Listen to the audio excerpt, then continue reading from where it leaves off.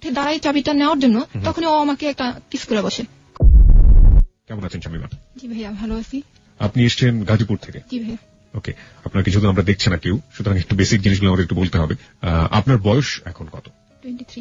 আপনি একটু জোরে বলবেন প্লিজ, কারণ 23 বছর বয়স, তাই তো? আচ্ছা, আর আপনি কি করছেন, মানে কোনো পড়াশোনা করছেন? না ভাইয়া, আমি এখন আর কিছুই করতেছি না, বাসায়।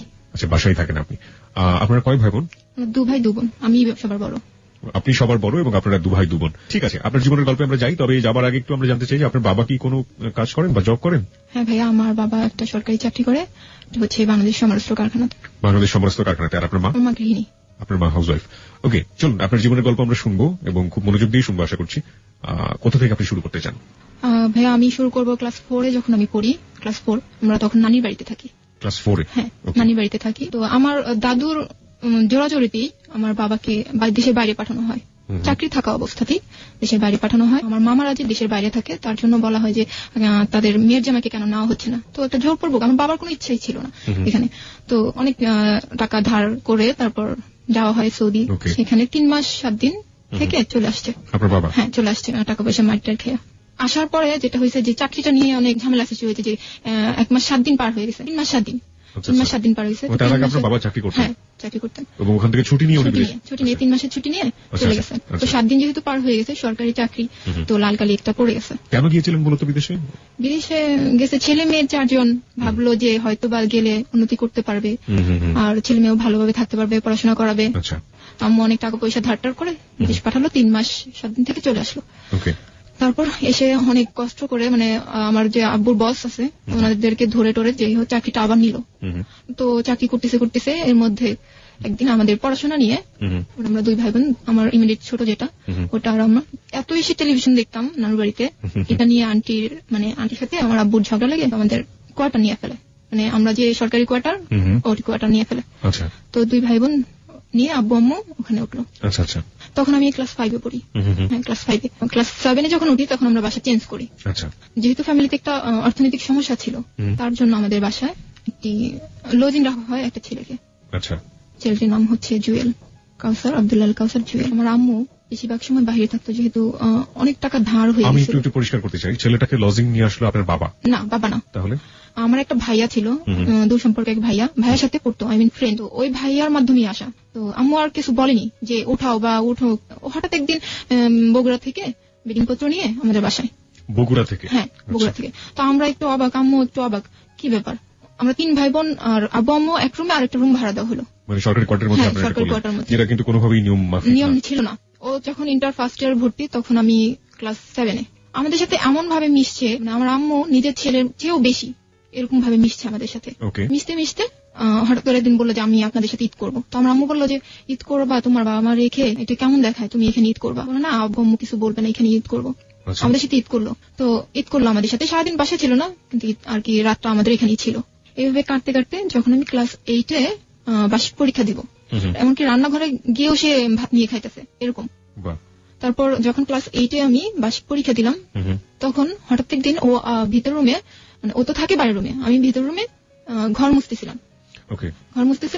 ও হঠাৎ ওর রুমটা তালা দিয়ে চাবিটা দেওয়ার জন্য আমার রুমে আসে। তো ও, মানে আমি যখন উঠে দাঁড়াই চাবিটা নেওয়ার জন্য, তখন ও আমাকে একটা কিস করে বসে কপালে। আমি আচমকা, মানে আমি তখন মানে কি, আমি কিছুই বুঝি নাই কি হইলো। ভাইয়া, তখন তো ভাইয়া বলতাম যে ভাইয়া এটা কি করলো, আমাকে কিস করলো কেন, এরকম একটা অনুভব। তো চলে গেল।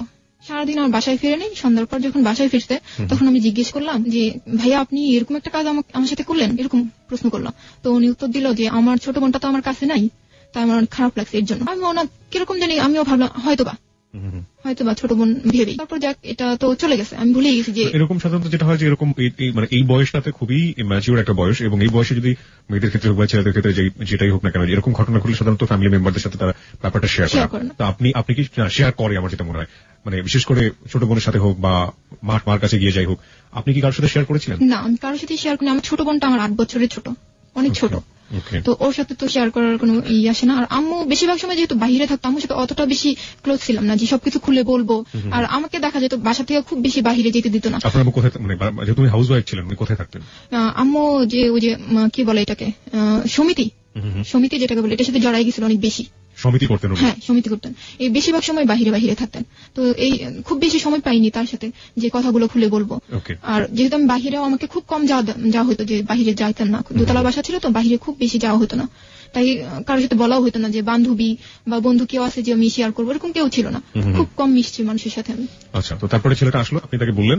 ওকে বললাম, তো ও বললো যে ওর ছোট বোন কাছে নাই তো অনেকদিন যাবত দেখে না, তাই আমি বললাম আচ্ছা ওকে, হয়তো বা এরকম আমি ওকে বোন ভেবেই হয়তো বা এই জিনিসটা করছে, আচ্ছা ঠিক আছে ওকে। কিন্তু এক পর্যায়ে দেখা গেল যে আমি ওর রুমে খাবার নিয়ে যাচ্ছি, ও আমাকে জড়ায় ধরতেছে, আমি ছাড়া নিতে চাইতেছি কিন্তু আমার ধরেই আছে, ছাড়তে চাইতেছে, আমাকে জড়াজড়ি করতেছে। এমন এক পর্যায়ে চলে গেছে যে আমার সাথে ওর সাথে আমার একটা শারীরিক সম্পর্ক হয়ে গেছে প্রথম অবস্থা। যে আমি একটু জানতে চাই যে আপনি ক্লাস 8-এ পড়েন এবং আপনি বলছেন যে শারীরিক সম্পর্ক একটা পর্যায়ে হয়ে গেছে, এটা কি হঠাৎ করেই হয়ে যাওয়া, আচমকাই হয়ে যাওয়া? একদমই হঠাৎ। দেখা গেল যে আমি একটা কলম আনতে, ভাইয়া একটা কলম দেন তো, ও আমাকে ধরে বসছে, বা ভাইয়া এই প্লেটটা নিয়ে যাই, বা আমাকে একটা পেজ দেন, এরকম হঠাৎ করে, একদমই হঠাৎ। হয় না যে আপনি তো একটু হলেও একটা ঘটনা ঘটে যাচ্ছে, আপনি তার অ্যাটিটিউড দেখে বা তার আচরণ দেখে? কোনো রকম কিছুই না, কোনো রকম। আমি এটা বুঝতে পারতাম যে সে আমার কাছে আসতে চাইতেছে বা কিছু করতে চাইতেছে, এটা আমি কিছুই বুঝিনি, হঠাৎই এরকম জড়ায় ধরে এরকম হয়ে গেল। এবং আমি অনেক জোর করলাম যে আমাকে ছাড়েন, কি করতেছেন, এগুলো কি করতেছেন, ছাড়েন আমাকে। এতটাই জোর, একটা ছেলের সাথে একটা মেয়ে কিভাবে এটা পায়রা ওঠায়, আমি একদমই অবাক। সাধারণত যেটা হয় যে ওই সেরকম হলে তো মেয়েটা তো অনেক ছোট, স্বাভাবিকভাবে চিৎকার চেঁচামেচি করার একটা ব্যাপার ছিল, শাউট করার একটা ব্যাপার ছিল, আপনি সেটা করেননি? না, আমি এটা করিনি। কেন করেননি? ভয় ছিল যে আব্বু আম্মু এটা যদি আয়সা একটা ঝামেলার সৃষ্টি হয়, যে এই মেয়ে খারাপ, যে আশেপাশে মানুষ এরকম, আমাদের এলাকাটা ছিল এরকম যে ছেলে কি করলো সেটা না, মেয়েটার উপরে কিন্তু জিনিসটা চাপাই দেওয়া হয় যে মেয়েটা হয়তো বা এই কাজটা করতেছে। তাই আমি চিল্লাচিল্লি, আর এমন হয়তো যে চিল্লাচিল্লি করলে লোকজন আইসা ওরা কিছু বলতো না, বলতো যে এই মেয়েটা এর ঘরে এই ছেলেকে রাখা হয়েছে, এই মেয়েটা নিশ্চয়ই এই কাজটা করছে, বা এই মেয়েটাই খারাপ, এরকম হইতো। ঘটনাটা আমি যত বুঝতে পারছি আপনার কাছ থেকে শুনে যে এটা একটা ইভেন্চুয়ালি হঠাৎ করে হয়ে যাওয়া, কোনো ইকুয়েশন নাই, কোনো কিছু নাই, আমি একদমই বুঝতে পারিনি, একদমই না যে ও আমার সাথে এরকম করবে, আমি কখনোই চিন্তা করিনি। আপনি তখন ক্লাস 8-এ পড়েন, আর তখন কোথায় পড়ছে? তখন ইন্টার কি ফার্স্ট ইয়ার আর সেকেন্ড? হ্যাঁ, সেকেন্ড ইয়ার। সেকেন্ড ইয়ারে পড়ছে, ইন্টার সেকেন্ড ইয়ারে পড়ছে জুয়েল, এবং শামিমা তখন ক্লাস 8-এ। ওকে, তারপর কি হলো?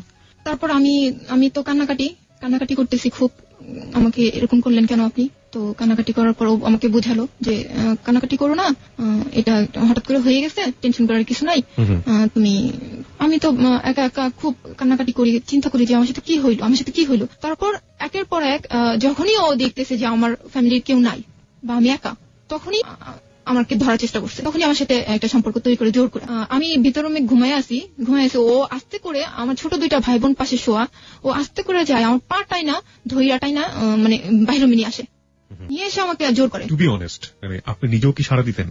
অস্বীকার করার কোনো উপায়? না, আমি প্রথমবার যখন এরকম হয়েছে জোর, তারপর আমি আর জোর করিনি। তারপরে আপনি আর জোর করেননি? তারপর আমি চিন্তা করছি যে এই ছেলেটা আমার সাথে এরকম করতেছে, আমি ওকে প্রশ্ন করছি, দেখেন আপনি, তখন তো আমি ওকে আপনি করে বলি যে আপনি আমার সাথে এরকম করতেছেন, আমার কি হবে, আপনি এগুলো করতেছেন কেন, আমাকে তো আপনি আমার সবকিছুই তো আপনি নিয়ে নিতেছেন, কি করতেছেন আপনি এগুলো? তখন আমাকে বললো যে তুমি চিন্তা করো না, ইন্টার পাসটা করি, তারপর আমরা সম্পর্কটা আগাই নিব, আমরা বিয়ে করবো, বা এরকম একটা আশ্বাস আমাকে দিল। হ্যাঁ, তখন আমি কোনো বাধাই ওকে দেইনি, যে হ্যাঁ ও তো ইন্টার পাস করার পর আমাকে বিয়ে করবে। আপনি কি বুঝতেন তখন যে সম্পর্ক জিনিসটা কি, বা একটা ছেলের প্রতি ভালো লাগাটা? না, আমার তো ওকে ভালো লাগেই নাই। কতদিন পর্যন্ত আপনাদের এই সম্পর্কটা ছিল? এই যে ক্লাস 8 শুরু হলো, কতদিন পর্যন্ত ছিল এই সম্পর্কটা? ক্লাস 9 পর্যন্ত। 1 বছর আপনারা এই জিনিসটা কন্টিনিউ করেছেন? ওকে, আমাকে বলুন, একটু বিস্তারিত বলুন, আমরা জানতে চাই। 1 বছর কন্টিনিউ এইভাবে, ও ইন্টার পাস হওয়ার আগ পর্যন্ত ও এইভাবে কন্টিনিউ করলো আমার সাথে সম্পর্কটা। ও যাওয়ার আগে আমাকে বলে গেল যে আমি ঢাকায় থাকবো, আমি তোমার সাথে কন্ট্যাক্ট করবো, আসা যাওয়া করবো, তুমি কোনো টেনশন করো না, কারোর কথা কিছু শুনো না, আমি তোমার সাথে কন্ট্যাক্ট করবো, আর আমি তোমাকে বিয়ে করে নিয়ে যাবো। 1 বছরের মধ্যে আপনি আপনার বাবা মা বা অন্য কাউকে বলেননি, আভাস দেননি? কিছুই বলিনি। আপনি নিজেও কি এনজয় করতেন? আপনার নিজের ভালো লাগতো? না, আমার তখন ভাইয়া আমার এরকম ফিলিংস হয়নি যে এই ছেলেটা আমার গায়ে ধরতেছে আমার ভালো লাগতেছে, বা আমার কিস করতেছে আমার ভালো লাগছে, ওরকম কিছুই আমার হয়নি, ওরকম কিছুই না। তাহলে যা শুধু ওর দেখতে ভালো লাগতো, না দেখলে একটু খারাপ লাগতো যে এই ছেলেটা কোথায় গেল, ভালো লাগতেছে না কেন। মনে হয় ওইটাই ছিল, যে ওইটাই হয়তো বা ভালোবাসা ছিল, কিন্তু আমি বুঝিনি তখন, ওই বয়সে হয়তো বা বুঝিনি। তারপর 1 বছর চলে গেল এখান থেকে, আমিও ক্লাস 9-এ উঠলাম। যখন আমি ক্লাস 9-এ উঠলাম, 9-এর বার্ষিক পরীক্ষা দিব, তখন আমি প্রেগনেন্ট হয়ে যাই। হ্যাঁ, কিন্তু আমি মোটেও বুঝতে পারিনি। যখন আমি ক্লাস 6-এ পড়ি, তখন আমার সমস্যা ছিল, 2 মাস 3 মাস পর হতো, তখন আমাকে ডাক্তার দেখানো হয়েছিল, ডাক্তার বলছে যে বয়স হলে ঠিক হয়ে যাবে। তো আমি ভাবলাম যে হয়তোবা এর কারণেই এই জিনিসটা হচ্ছে। কিন্তু এই শারীরিক সম্পর্কের কারণে যে আমি প্রেগনেন্ট হব বা আমার বাচ্চা হবে, এটা আমি কখনোই চিন্তা করতাম না। আমার মাথায় কোনোদিন এটা আসেই নাই, আর আমি জানতাম না, আমি জানতামই না। শুনলে অবাকই হবে, সবাই অবাকই হবে যে মেয়েটা কিভাবে বুঝলো না বা কিভাবে জানলো না। আমি জানি না আমি বুঝাইতে পারতেছি কিনা, আমি একদমই বুঝি নাই। আমাকে জিজ্ঞেস করতো কেমন আছো তুমি, তোমার কোনো সমস্যা হচ্ছে কিনা, এরকম জিজ্ঞেস করতো। বললাম না, কোনো সমস্যা না। ও তখন ঢাকায় কোথায় থাকতো? ঢাকা মিরপুরে একে থাকতো। কি করতো? ও বলছে যে ও জাহাঙ্গীর ইউনিভার্সিটিতে ভর্তির জন্য ট্রাই করতেছে, কোচিং করতেছে এরকম। আপনাদের বাড়িতে থেকে কোথায় পড়াশোনা করেছে? আমাদের বাসায় থেকে আমাদের গাজীপুর ক্যান্টনমেন্ট কলেজে পড়াশোনা করছে। ক্যান্টনমেন্ট কলেজেও পড়াশোনা করেছে, ওকে। তো তারপর সারাদিন আমার সাথে কাটাইছে। বা এরকম হয়তো যে আমাদের এখানে কোনো অনুষ্ঠান হলে বা মেলা হলে আমি ওকে বলতাম যে আমাদের এখানে না একটা অনুষ্ঠান হতেছে, আসবা? বলতো আচ্ছা ঠিক আছে আসবো, কিন্তু একটু দেরি হবে। আচ্ছা ঠিক আছে, ওকে, দেরি হলে সমস্যা নাই। শুধুমাত্র শারীরিক সম্পর্ক ছাড়া আপনি তো এখন অনেক অনেক ম্যাচিউর হয়েছেন, বয়স হয়েছে। প্রেম ভালোবাসা করলে শারীরিক সম্পর্কের বাইরে যে ধরনের এক ধরনের সম্পর্ক থাকে, ওই সম্পর্ক কি কখনোই আপনাদের মধ্যে ছিল ওই সময়টাতে, বিশেষ করে যে সময়ের কথা আপনি বলছেন? না, ওরকম কিছুই ছিল না। মানে এরকম ফিল করতাম যে ছেলেটাকে না দেখলে ভালো লাগতেছে না, বা কথা বললে হয়তো বা ভালো লাগবে, রাতের পর রাত কথা বলা। না, ওরকম কিছুই না। জাস্ট 4 দিন পর 5 দিন পর আমি দোকানে গিয়ে একটা ফোন দিতাম যে আপনি আসবেন কি, বা আপনি কেমন আছেন, কি করতেছেন, এখন কোথায় পড়তেছেন, এরকম জিজ্ঞেস করতাম। কিন্তু ও ভালো লাগাটা যে এটাই কিনা আমি জানতাম না। না, আপনি ও কখনো তো আপনাকে কখনো বলেনি যে ও অনেক বেশি ভালোবাসে আপনাকে, বা আপনি ওকে অনেক ভালোবাসেন, এরকম? না, এরকম কিছুই বলি নেই। বা কমিটমেন্টের যে জায়গাটা, ওটাও কখনো ছিল না? পরিষ্কার করার জন্য আমি শ্রোতাদেরকে একটু বলছি, সেটা হচ্ছে যে এটা এমন একটা সম্পর্ক যেটা আসলে বুঝে ওঠার আগেই সবকিছু হয়ে যাবে, এরকম একটা ব্যাপার। এবং এখানে আসলে লাভ বলতে যেটা বোঝায়, ভালোবাসা বলতে যেটা বোঝায়, সেটার বিন্দু মাত্র ছিটেফোঁটা নেই আমার কাছে যেটা মনে হচ্ছে। তবে দুজনকে যে কোনো ভাবেই হোক একটা সম্পর্কের মধ্য দিয়ে ফিল করতো। আচ্ছা, আপনি যখন ক্লাস 9-এ, তখন ও চলে গেল হচ্ছে কোচিং করার জন্য, ইউনিভার্সিটিতে ভর্তি হবে, সেই সময় কোচিং করতো। তো আপনি বলছেন 4 দিন পর 5 দিন পরে ফোন দিয়ে আপনি তাকে আসার কথা বলতেন। আসলে কোথায় থাকতো? আমাদের বাসায় বলতে যে 1-2 ঘন্টা আমার সাথে কথা বলতো, গল্প করতো। বা ওর একটা ফ্রেন্ড ছিল আমাদের বাসা থেকে একটু দূরে হবে, ওই ফ্রেন্ডের সাথে ওদের বাসায় খাওয়া দাওয়া করতো, আমার সাথে 1 ঘন্টার জন্য আসতো, দেখা করতো, কথা বলতো, আবার চলে যেত বন্ধুর বাসায়। আবার কিছুক্ষণ পরে দেখা যেত যে কয়েক ঘন্টা পরে আবার আসতো, আবার এসে আবার একটু থাকতো, কথা বলতো, আবার চলে যেত, এই অবস্থা। এবং ওই সময়টাতে কি আপনাদের মধ্যে কোনো শারীরিক সম্পর্ক হয়েছে? না, ওরকম হয়নি। কেন হয়নি? মানে সুযোগ ছিল না নাকি? সুযোগ ছিল না। হ্যাঁ, সুযোগ ছিল বলতে কি, তখন আমার আম্মু কিন্তু অনেকটা ক্লোজ হয়ে গেছে, বাসার দিকে মানে আসা পড়ছে। তখন আসলে ওরকম কোনো সুযোগই হয়নি, ও গায়ে হাত দিবে বা কিছু করবে, ওরকম কোনো সুযোগ হয়নি। আপনার আম্মু আপনার বাসায় বেশি সময় দিত এবং সে কারণে ওই সময়টা তার কোনো সুযোগ হয়নি। তার মানে একটা জিনিস আমরা আবিষ্কার করতে পারলাম যে বাবা মা যদি পরিবারে বেশি সময় দেন, তাহলে হয়তো বা এই ধরনের ঘটনা এড়ানো সম্ভব। ওকে, আমি একটু আরো পরিষ্কার করতে চাই। আপনি একটু আগে বলছিলেন আপনার প্রেগন্যান্সির কথা। আপনি যখন প্রেগনেন্ট হয়ে যান ক্লাস 9-এ, তার মানে আপনার সম্পর্ক শুরু হচ্ছে ক্লাস 8 বা 1 বছর টানা কন্টিনিউ করার পর ক্লাস 9-এ এসে আপনি প্রেগনেন্ট হয়ে গেলেন। সাধারণত এত বড় সময়ের সম্পর্ক, ও তো অনেক ম্যাচিউর ছিল, ও ইন্টারমিডিয়েটে পড়তো এবং ও তো অনেক ম্যাচিউর ছিল। আপনি না হয় কিছুই বুঝতেন না, ক্লাস 8-এ পড়েন। ও তো চাইলে এই ধরনের সমস্যা এড়াতে পারতো। কিন্তু ও আমাকে একটা জিনিস বলতো যে তোমার কোনো সমস্যা আছে, তোমার কোনো প্রবলেম আছে? আমি বলতাম না, কোনো প্রবলেম তো নাই আমার, কোনো প্রবলেম নাই, এরকম বলতাম। কিন্তু ও যে কি মিন করে বলতেছে এটা কিন্তু আমি জানতাম না। ও আমার জিজ্ঞেস করতো তোমার কোনো সমস্যা আছে? না, আমার তো কোনো সমস্যা নাই, এরকম। যাই আমরা ক্লাস 9-এর দিকে যাই। আপনি যখন প্রেগনেন্ট হয়ে গেলেন সেই গল্পটা একটু জানতে চাই। আচ্ছা, ক্লাস 9-এ আমি আমার ভেতরে একজন হইতেছে, বা আমার ভেতরে কেউ একজন হইতেছে, আমি বিন্দু পরিমাণ বুঝিনি। আমার শারীরিক পরিবর্তন হইতেছে, আমি একটু বুঝিনি। আমি দিব্যি স্কুলে যাইতেছি, খাইতেছি, খাওয়াটা অনেক বেশি খাইতেছি, এমন দেখা যাইতেছে যে একটা জিনিস অনেক বেশি খাইতেছি যেটা আমি খাই না। এরকম আমার অনেক পরিবর্তন হইতেছে, আমি কিছুই বুঝতেছি না যে আমি লেবুটা এত বেশি খাইতেছি কেন, আমি কেন করতেছে, বা আমার যে হইতেছে না, সেটাই আমি ভাবতেছি যে আমার হয়তো ওই রোগটা ছিল, অসুখটা ছিল, এর জন্যই হয়তো বা হইতেছে না। আমি মনে রাখতেছি, আমি কাউকে বলিনি। আমার ক্লোজ একটা বান্ধবী ছিল, ওকেও আমি কখনো এই কথাটা বলিনি, কারণ আমি বুঝতেছি কি যে হয়তো বা এর জন্যই, এই অসুখটার জন্যই হয়তো বা 2003-এর জুলাই মাসে 15 তারিখে সবার কাছে জানাজানি হয়ে গেল যে আমি প্রেগনেন্ট। কিভাবে হলো? গাছে উঠতে পারতাম, আমি তো পেয়ারা খাওয়ার জন্য গাছে উঠছিলাম। গাছে ওঠার পর আমার একটা পাশের এক আন্টি আমাকে দেখছে যে আমার শরীরটা অনেক মোটা হয়েছে, বা আমার পেটটা অনেক উঁচা লাগতেছে, এরকম। তো আন্টিটা আবার আমার আম্মুকে মাঠে হাঁটতে গেছে, তো আন্টিটা বলতেছে আমার আম্মুরে যে ভাবি, আপনার মেয়ের কোনো পরিবর্তন খেয়াল করছেন আপনি? তো আমার আম্মু বলছে না তো, আমি তো কিছু খেয়াল করিনি, কি সমস্যা বলেন কি? আপনি ওকে জিজ্ঞেস করেন যে ওর ঠিক মতো হচ্ছে কিনা। তো আমার আম্মু তখনই বাসায় আসছে, বাসায় এসে আমাকে জিজ্ঞেস করছে যে তোমার কি ঠিক মতো হইতেছে? তখনও বলতেছে হ্যাঁ আম্মু হইতেছে, তখন বলছে না তোমার হইতেছে না। তুমি আমার কাছে সব খুলে বলো। তখন আমি বলি না, তখন আম্মু বাধ্য হয়ে আমার সেই ক্লোজ বান্ধবীকে খবর দিছে যে তুমি এখনই আমার বাসায় আসো। তো আমার বান্ধবীটা আসে, আমার বান্ধবী আমাকে দরজাটা আটকে আমাকে জিজ্ঞেস করে যে তোমাকে সব খুলে বল, কি হয়েছে তোর সাথে কি হয়েছে।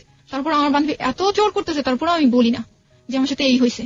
তারপর যখন ও আমার খুব মানে এত ইমোশনাল হয়ে আমাকে বলছে যে দেখ শানু, তোর অনেক প্রবলেম হবে, তুই আমাকে সব খুলে বল। আমি আর মানে রাখতেই পারি না নিজের ভেতরে, জোরে ওকে জড়ায় ধরে বলে ফেলছি, হ্যাঁ মৌসুমী আমার সাথে এই হয়েছে, আমাকে এই হয়েছে। তখন ও জিজ্ঞেস করতে কোন ছেলে বল, কোথাকার ছেলে। তখন আমি ওর নামটা বললাম। ও পুরো আমাকে। তখন আপনার কয় মাস চলছিল এটা? তখন আমার 5 মাস শেষ। 5 মাস শেষ? 5 মাস পর্যন্ত আপনি নিজের মধ্যে এটা গোপন করে রাখছি? আচ্ছা, তারপর যখন এটা আমি কখন বুঝতে পারছি যে আমার ভেতরে একজন হইতেছে, তখন যখন আমার জিনিসটা আমার ভেতর নড়তেছে, যে কেউ আমাকে লাথি দিতেছে বা আমার এক সাইডে উঁচা হইতেছে এক সাইডে নিচা হইতেছে, যখন আমি বুঝতে পারতেছি যে আমার ভেতরে কিছু একটা হয়েছে, আমি তখন জুয়েলকে ফোন দিই যে আপনি কি একটু আসতে পারবেন, আপনার সাথে আমার ইম্পর্টেন্ট কথা আছে। 5 মাস পর? হ্যাঁ।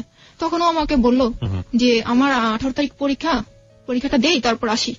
আমি বললাম আচ্ছা ঠিক আছে, 18 তারিখ আসলেই সামনাসামনি বলবো যে আমার তো এই প্রবলেম, আমি কি করবো। এর আগে 15 তারিখে তো এই ঘটনা সবাই জেনে গেল। আমার বান্ধবী আমার আম্মুকে ডেকে বললো যে আন্টি এই অবস্থা।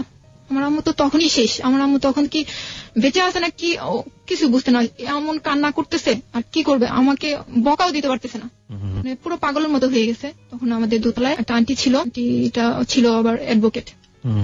তো ওই আন্টিকে ডাকার পর বলে যে আমার সাথে একটু চলো, মার্কেটে চলো, ফোন দিতে হবে এক জায়গায়, আমাকে সহই, মানে আমি সাথে ছিলাম, আমাকে সহই মার্কেটে নিয়ে যেয়ে ফোন করলো ওর কাছে, জুয়েলের কাছে ফোন করলো যে আমাকে আম্মু আর আন্টি যা যা শিখাই দিছে আমি তাই ওকে বললাম যে তুমি কি আসবা, তুমি কালকের মধ্যে আসো, তুমি কালকের মধ্যে আসবা। আম্মু শিখাই দিল যে বলো যে আমি প্রেগনেন্ট, তুমি কি আমাকে বিয়ে করবা কি করবা না, যদি বিয়ে করো তাহলে কালকে আসো। আপনার আম্মু আপনাকে এই কথা বললো ওই ছেলেকে বলার জন্য যে তুমি আসো। তারপর যখন ও আমার কথায় সাই দিতেছে না, তখন আমার ওই আন্টিটা ফোন নিয়ে বললো যে দেখো জুয়েল, ও তো নাছরবান্ধব বললে না, আমার পরীক্ষা আমি আসতেই পারবো না, পরীক্ষা আমি আসতে পারবো না, একই কথা। আমার বাসায় তো পুরো একদম অন্ধকার। আমার আব্বুরে বললো, আমার আব্বু আমাকে সবচেয়ে বেশি, মানে 4 ভাই বোনের মধ্যে সবচেয়ে বেশি মানে ভালোবাসে। সে মানে জায়নামাজ থেকে এক বিন্দুর জন্য উঠে নাই, শুধু আল্লাহর কাছে একটা দোয়া করছে আমার মেয়ের কোনো সর্বনাশ, কোনো ক্ষতি যেন না হয়, এই ছেলে যেন আশা পড়ে, এরকম একটা। ওখান থেকে উঠিনি, জায়নামাজ থেকে উঠিনি আমার আব্বু। তো আমাকে আমার আম্মু আরো অনেক কিছু ডিটেল জিজ্ঞেস করলো যে তুমি কবে এগুলো করছো, কেন করছো, তখন আমি বললাম যে আম্মু আমি তো আসলে আমার সাথে এরকম হয়েছে। আমাকে বলছে তুমি বলোনি কেন, আমার কাছে কেন বলোনি, মা হইতেছে সবচেয়ে কাছের বন্ধু, তুমি কেন আমাকে বলোনি। তখন আসলে আমি কিছুই বলিনি, আমি শুধু কান্না করছি, কিছুই বলিনি, কিছু বলতে পারিনি। তারপর পরের দিন সকালবেলা আমার সিঁড়ির যে মুরব্বীরা আছে এদেরকে আমার বাবা ডেকে এই ঘটনাটা বললো যে এরকম একটা ঘটনা, এখন আপনারা যদি হেল্প না করেন তাহলে আমি একা কিছু করতে পারবো না। তখন আমাদেরকে ডাকছিল আপনার আব্বু ডেকে। কাকে ডেকেছে? আমাদের সিঁড়িতে যে মুরব্বীরা থাকে, সিঁড়ি মানে হচ্ছে আপনাদের বিল্ডিং? হ্যাঁ, বিল্ডিং এর যে আঙ্কেলরা আছে তাদেরকে ডাকলো। এর মধ্যে যে আন্টির কথা বললাম, ওই আন্টির আব্বু ছিল একটু উপরের লেভেলে, তো ওনাকে আমি নানা ডাকতাম। তো ওই নানাকে আগে বলা হয়েছে যে আপনি একটু সিঁড়ির লোকজনকে নিয়ে একটু আমার বাসায় আসেন, আমার বাসায় একটা প্রবলেম হয়েছে। তো ওনারা আসার পর পরামর্শ করে যে কি করলে কি করা যায়। তখন ওই নানাটা বললো যে ঠিক আছে, আমি এটা অফিসে যাওয়ার পর অফিসে আমাদের যে বস আছে ওদেরকে জানাবো এবং কিভাবে কি করা যায় সেটা আমরা দেখতেছি। এবং সেই লোকজনই একটা দায়িত্ব নিল যে কিভাবে এই মেয়েকে কি করা যায়। তো আমাকে আমার নানা অনেক কিছু জিজ্ঞেস করছে যে তুমি কি ও কি তোমাকে কোনো চিঠি দিছে বা ও লিখছে, এরকম কোনো কাগজ আছে? তো আমি বললাম হ্যাঁ আছে, আমার কাছে এরকম কাগজ আছে। তো আমাকে দেখাইতে বললো। পর আমি সব দেখাইছি যে এই ডায়েরিতে এত ডেট গুলা লেখা আছে, যে ও কোনদিন আসছে আমার এখানে। তারপর আমাকে একটা চিঠি লিখছে, এগুলা দেখালাম। চিঠি লিখতো আপনার কাছে? হ্যাঁ, চিঠি লিখতো আমার কাছে। কেন, কি ধরনের, কি ভাষা থাকতো চিঠিতে? চিঠিতে ভাষা ছিল এরকম যে পড়াশোনা করো, ভালোভাবে পড়াশোনা করো, টেনশন করো না, নিজের যত্ন নাও। আর ছিল এরকম যে আই লাভ ইউ, এই এতটুকুই, এগুলাই ভালোবাসার কথাগুলা লেখা ছিল এরকম। চিঠিগুলা অনেকদিন মানে এরকম ছিল না যে লেখা পোস্ট করলাম তারপর আসলো, এরকম না। ও যখন আসতো ও একাই আমার রুম থেকে কাগজ কলম নিয়ে আমার জন্য লিখতো, লিখে আমার কাছে দিত, আমার রুমে বসে আমাকে চিঠি লিখে আমাকে দিত এরকম। কিন্তু যে ও চলে গেছে ওখান থেকে চিঠি দিতে এরকম না। তো কতগুলো চিঠি ছিল এরকম আপনার কাছে? 3-4টার মতো। তো নানারা সবাই পরের দিন করলো, অফিসে গেল এবং আমাদের যে ছিল কমান্ডেন্ট ছিল ওখানে জানালো যে আমাদের অর্ডিন্যান্সের এক চাকরিজীবীর মেয়ের সাথে এরকম একটা ঘটনা ঘটছে। তো ওনারা সিদ্ধান্ত নিল যে এখন কি করা যায়, ছেলে কোথায়, ছেলে তো বগুড়ায়। মানে তখন মিরপুরে ছিল, আপনি বলছিলেন কোচিং করছে। না, বগুড়া চলে গেছে। ও যখন জানতে পারছে যে আমি প্রেগনেন্ট, তখন ও ঢাকায় পরীক্ষা না দিয়ে চলে গেছে বগুড়ায়, পরীক্ষাটা অ্যাটেন্ড করেনি, চলে গেছে। তারপর আমাদের ওখান থেকে আমাদের যে স্যার আছে উনি একটা চিঠি লিখলো যে এই চিঠির মাধ্যমে ওই চিঠিটা ওই বগুড়া থানায় দিলেই তোমাকে তারা হেল্প করবে, হেল্প করবে, ওখান থেকে লোক যে ওকে নিয়ে আসবে এবং ও মেয়েটাকে বিয়ে করতে বাধ্য, এরকম। তো 5 জন ছিল আমাদের সিঁড়ির 5 জন মিলে, আমার আব্বু যায়নি, 5 জন মিলে এই চিঠিটা নিয়ে চলে গেল। চিঠিটা এই মুহূর্তে আমার কাছে আছে, আমি একটু সামারি পড়তে চাই, চিঠিটার সারমর্ম পড়তে চাই। এটা মূলত এখানে আসলে যেভাবে লেখা হয়েছে, প্রথমে সালাম দেওয়া হয়েছে, দ্বিতীয়ত লেখা আছে যে উল্লেখ করা যাচ্ছে যে মোহাম্মদ আব্দুল্লাহ আল কাউসার জুয়েল, আপনি যার কথা বলছিলেন, পিতার নাম পড়বো না আমি, গ্রাম কোনটা পড়বো না, ডাকঘর পড়বো না, থানা পড়বো না, জেলা গাইবান্ধা। কেন বগুড়ার কথা আপনি বলছেন? না, গাইবান্ধা জেলা। ওর আব্বু যেহেতু সরকারি চাকরি করতো সেই জন্য ওদের কোয়ার্টারটা ছিল, মানে বাসা ভাড়া নিয়ে যে থাকতো ওটা ছিল বগুড়া। শিক্ষাবর্ষে গাজীপুর ক্যানবোর্ড কলেজের ছাত্র ছিল।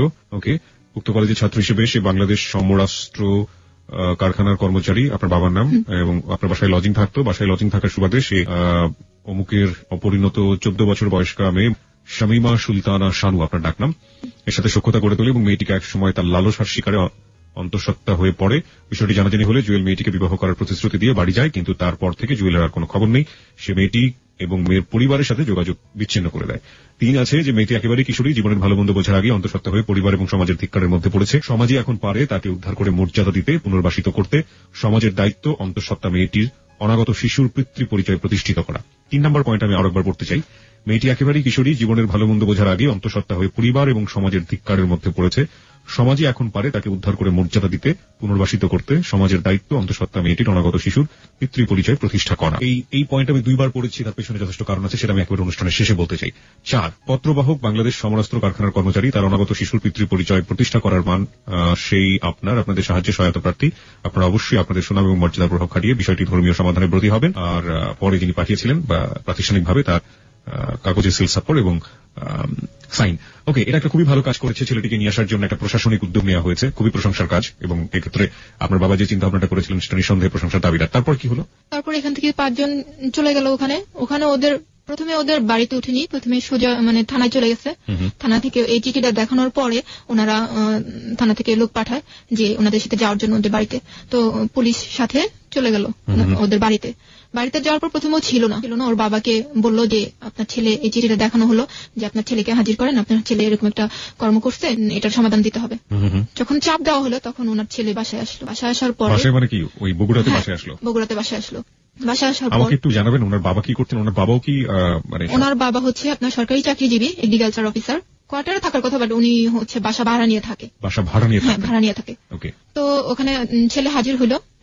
তো ওকে ওর বাবা মা বললো যে তুমি সমাধান করে আসো, তুমি সমস্যা তৈরি করছো, সমাধান করে আসো। তো ওর আম্মু যখন এই কথা বললো যে তুমি আজকে তোমার বোন হলে তুমি কি করতে, এই প্রশ্নটা ওকে করছিল, তখন ওর মামা আর এক নানাকে নিয়ে আর 3 জন চলে আসছে আমাদের এই 5 জনের সাথে আমাদের গাজীপুরে।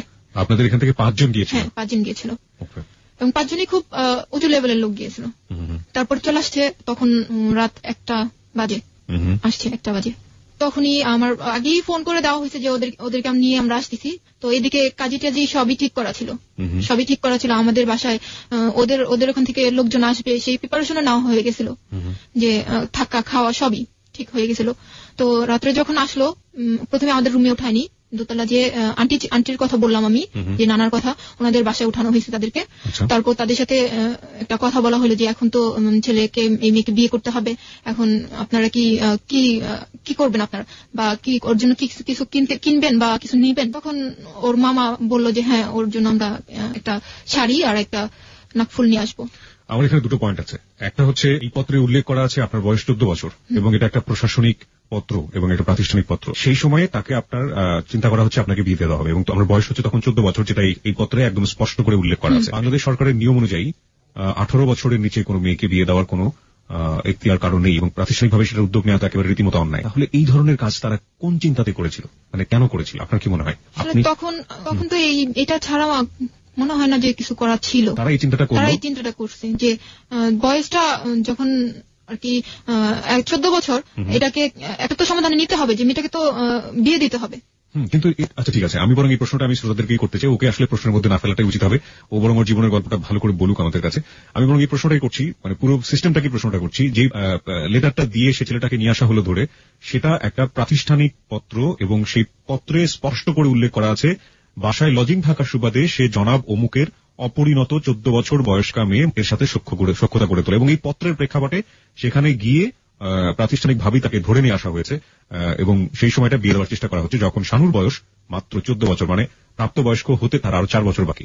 আচ্ছা, তারপরে কি হলো? তারপর ওর মামা আর ওর নানা মিলে আমাদের এখানকার একটা মার্কেটে গিয়ে একটা শাড়ি, একটা সুতি শাড়ি আর একটা নাকফুল নিয়ে আসলো। নিয়ে এসে তখন আমাদের বাসায় নিয়ে আসা হলো, ওদের দোতলা থেকে নিচে নামানো হলো যে আসেন। তো ওরা বাইরের রুমে ছিল, আমি ভিতর রুমে ছিলাম। বিয়ে পড়ানো হলো। সেখানে যে জিনিসটা হয়েছে যে কাবিন নিয়ে অনেকটা কথা কাটাকাটি হয়েছে, অনেক কথা কাটাকাটি হয়েছে। যে এরকম ছিল যে আমার এখানে যারা আছে, আমার লোকজন, আমার আত্মীয় স্বজন, এরা চাইতেছে যে 5 লাখ টাকা কাবিন হোক, কিন্তু ছেলের যে গার্জিয়ান আছে দুজন, ওরা বলতেছে না, কিছুতেই 5 লাখ টাকা করবো না, আমরা 2 লাখের উপরে কাবিন করবোই না। অনেকটা জোরাজুরি করার পর ওরা যেহেতু আমাদের এখানে আর আমাদের এখানের লোকজনের একটা চাপে ওরা বলল ঠিক আছে, ওকে, বাধ্য হলো করতে, ঠিক আছে 5 লাখ। তারপরে 5 লাখ টাকা কাবিন করে আমার বিয়ে পড়ানো হলো। সেই রাতে তখন রাত 1টা বাজে। তখন আপনার বয়স 14 বছর, আপনি ক্লাস 9 এ পড়েন, রাইট? হ্যাঁ। তারপর ছেলেটা কিসে পড়তো তখন? ছেলেটা এখনো পড়েনি, ইন্টারমিডিয়েট কমপ্লিট করেছে। তার মানে ছেলেটার বয়স 18 বছর, সর্বোচ্চ 18 বছর। তার মানে সেও কিন্তু প্রাপ্তবয়স্ক হয়নি। এবং এই ব্যাপারগুলো যদি গ্রাম অঞ্চলে ঘটে থাকে, আমরা যদি গ্রাম অঞ্চলে দেখি এই জিনিসগুলো হয়েছে, ওরা তো ভুল করেছে, ব্যাপারে কোনো সন্দেহ নেই, ওরা দুজনই ভুল করেছে এবং সেটা ব্যাপারে আমরা কোনো মন্তব্যই করতে চাই না। হ্যাঁ, ভুল করেছে, কিন্তু সমাজ, এখানে সমাজের কথা বলা হচ্ছে, সমাজের সাথে বিশাল এক প্রতিষ্ঠান জড়িত, প্রতিষ্ঠানের কথা বলা হচ্ছে, সবকিছু মিলিয়ে যে আসলে কি হলো এটা আপনারা বিবেচনা করে নেবেন, কারণ দুজনই কিন্তু প্রাপ্তবয়স্ক নয়।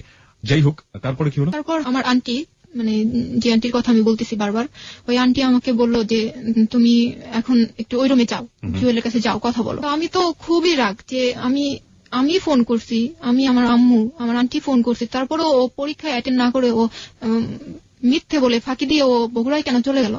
ও যদি আমাকে বিয়ে করবে বলে আশ্বাস দিয়ে ও কেন চলে গেল? এরকম একটা রাগ মনের ভিতর। তখন আমি কিছুতেই ওর রুমে যাবো না, খুবই রাগ, আমি যাবো না, কিছুতেই যাবো না ওর সামনে। ওর চেহারা দেখতেই যেন আমার খুব বেশি রাগ হইতেছে, এরকম একটা ভাব, যাবোই না। তখন আমার আব্বু বললো যে শানু তুমি যাও। তখনই আমি আর একটা কথাও বলিনি, গেলাম, রুমে গেলাম। তখন আমার জিজ্ঞেস, আমি যাওয়ার আগে একটু আপনার কাছ থেকে জানতে চাই, প্রত্যেকটা মেয়ের জীবনে, প্রত্যেকটা ছেলের জীবনে বিয়ের ব্যাপারটা অদ্ভুত রকমের একটা স্বপ্নের জায়গা, একেবারে অনাড়ম্বর ভাবে, একেবারে কোন রকম বললেন একটা সুতি শাড়ি, একটা অসামাজিক একটা পরিবেশ, সবকিছু মিলিয়ে এরকম একটা, আপনার ফিলিংসটা এই মুহূর্তে কেমন ছিল? ফিলিংসটা আসলে একটা, আমার ছোটবেলা থেকে, যখন থেকে আমি বুঝি যে বউ জিনিসটা যখন আমি বুঝি, তখন মনে হয়তো যে বউ সাজবো, এক সময় আসবে যে আমি অনেক সুন্দর করে বউ সাজবো। যখন ও একটা সুতি শাড়ি আমাকে দিল, আমি শাড়িটা পরি নাই, আমার উপরে দেওয়া হয়েছিল, মাথার উপরে দেওয়া হয়েছিল, নাকফুলটা আমি পরছি, বাট শাড়িটা যখন আমি মাথার উপরে দিছি, আমার ভেতর থেকে অনেক কষ্ট হইতেছিল, অনেক কাঁদতেছিলাম আমি, যে আমার লাইফে কি হয়ে গেল, আমি কি ভাবলাম, কি হলো, আমি কি করতে চাইলাম, কি হইলো আমার লাইফটা, এরকম একটা কাজ করছে। তারপর রুমে গেলাম, যাওয়ার পর আপনাদের কি বাসর ঘর সাজানো হয়েছিল? না, কিছুই হয়নি, সিম্পল একটা রুম।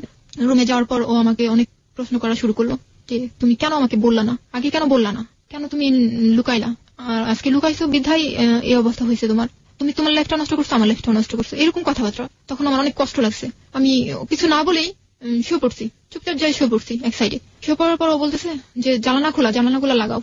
আবার উঠলাম, উঠে আবার জানালাগুলো লাগালাম, আবার ওর সাথে কথা না বলে আবার শুয়ে পড়লাম। তখন ও আমার হাতটা ধরে টেনে, মানে সোফা ছিল, ও সোফাতে বসা ছিল, হাতটা ধরে টেনে সোফাতে বসানোর পর খুব কান্নাকাটি শুরু করে দিল। আমি ওর মুখে দিক তাকাই আছি, আমার মান সম্মান, আমার বাড়িতে পুলিশ গেছে, আমার বাড়িতে মান সম্মান কিছুই রইল না, আমি বাবা মার কাছে ছোট হয়ে গেলাম, আমার বাবা মা আমাকে কি বলবে, আমি কি করলাম, এরকম কথাবার্তা বললো। ওর কান্না দেখে আমারও কান্না পাইলো, যে আমরা দুজনেই ভুল করছি, এরকম মনে হলো যে আমরা দুজনেই ভুল করলাম, কেন করলাম আমরা এরকম মনে হইতেছিল তখন। তারপর রাতটা তো এইভাবেই পার হয়েছে। পরের দিন সকালবেলা ওর মামা এবং নানা দুজন চলে যাবে, তো ওর বড় ভাইকে ফোন দিল যে ভাইয়া তুমি আসো, এই দুজন চলে যাক। তো ওর ভাই তারপরের দিন চলে আসলো, আর ওই দুইজন চলে গেল।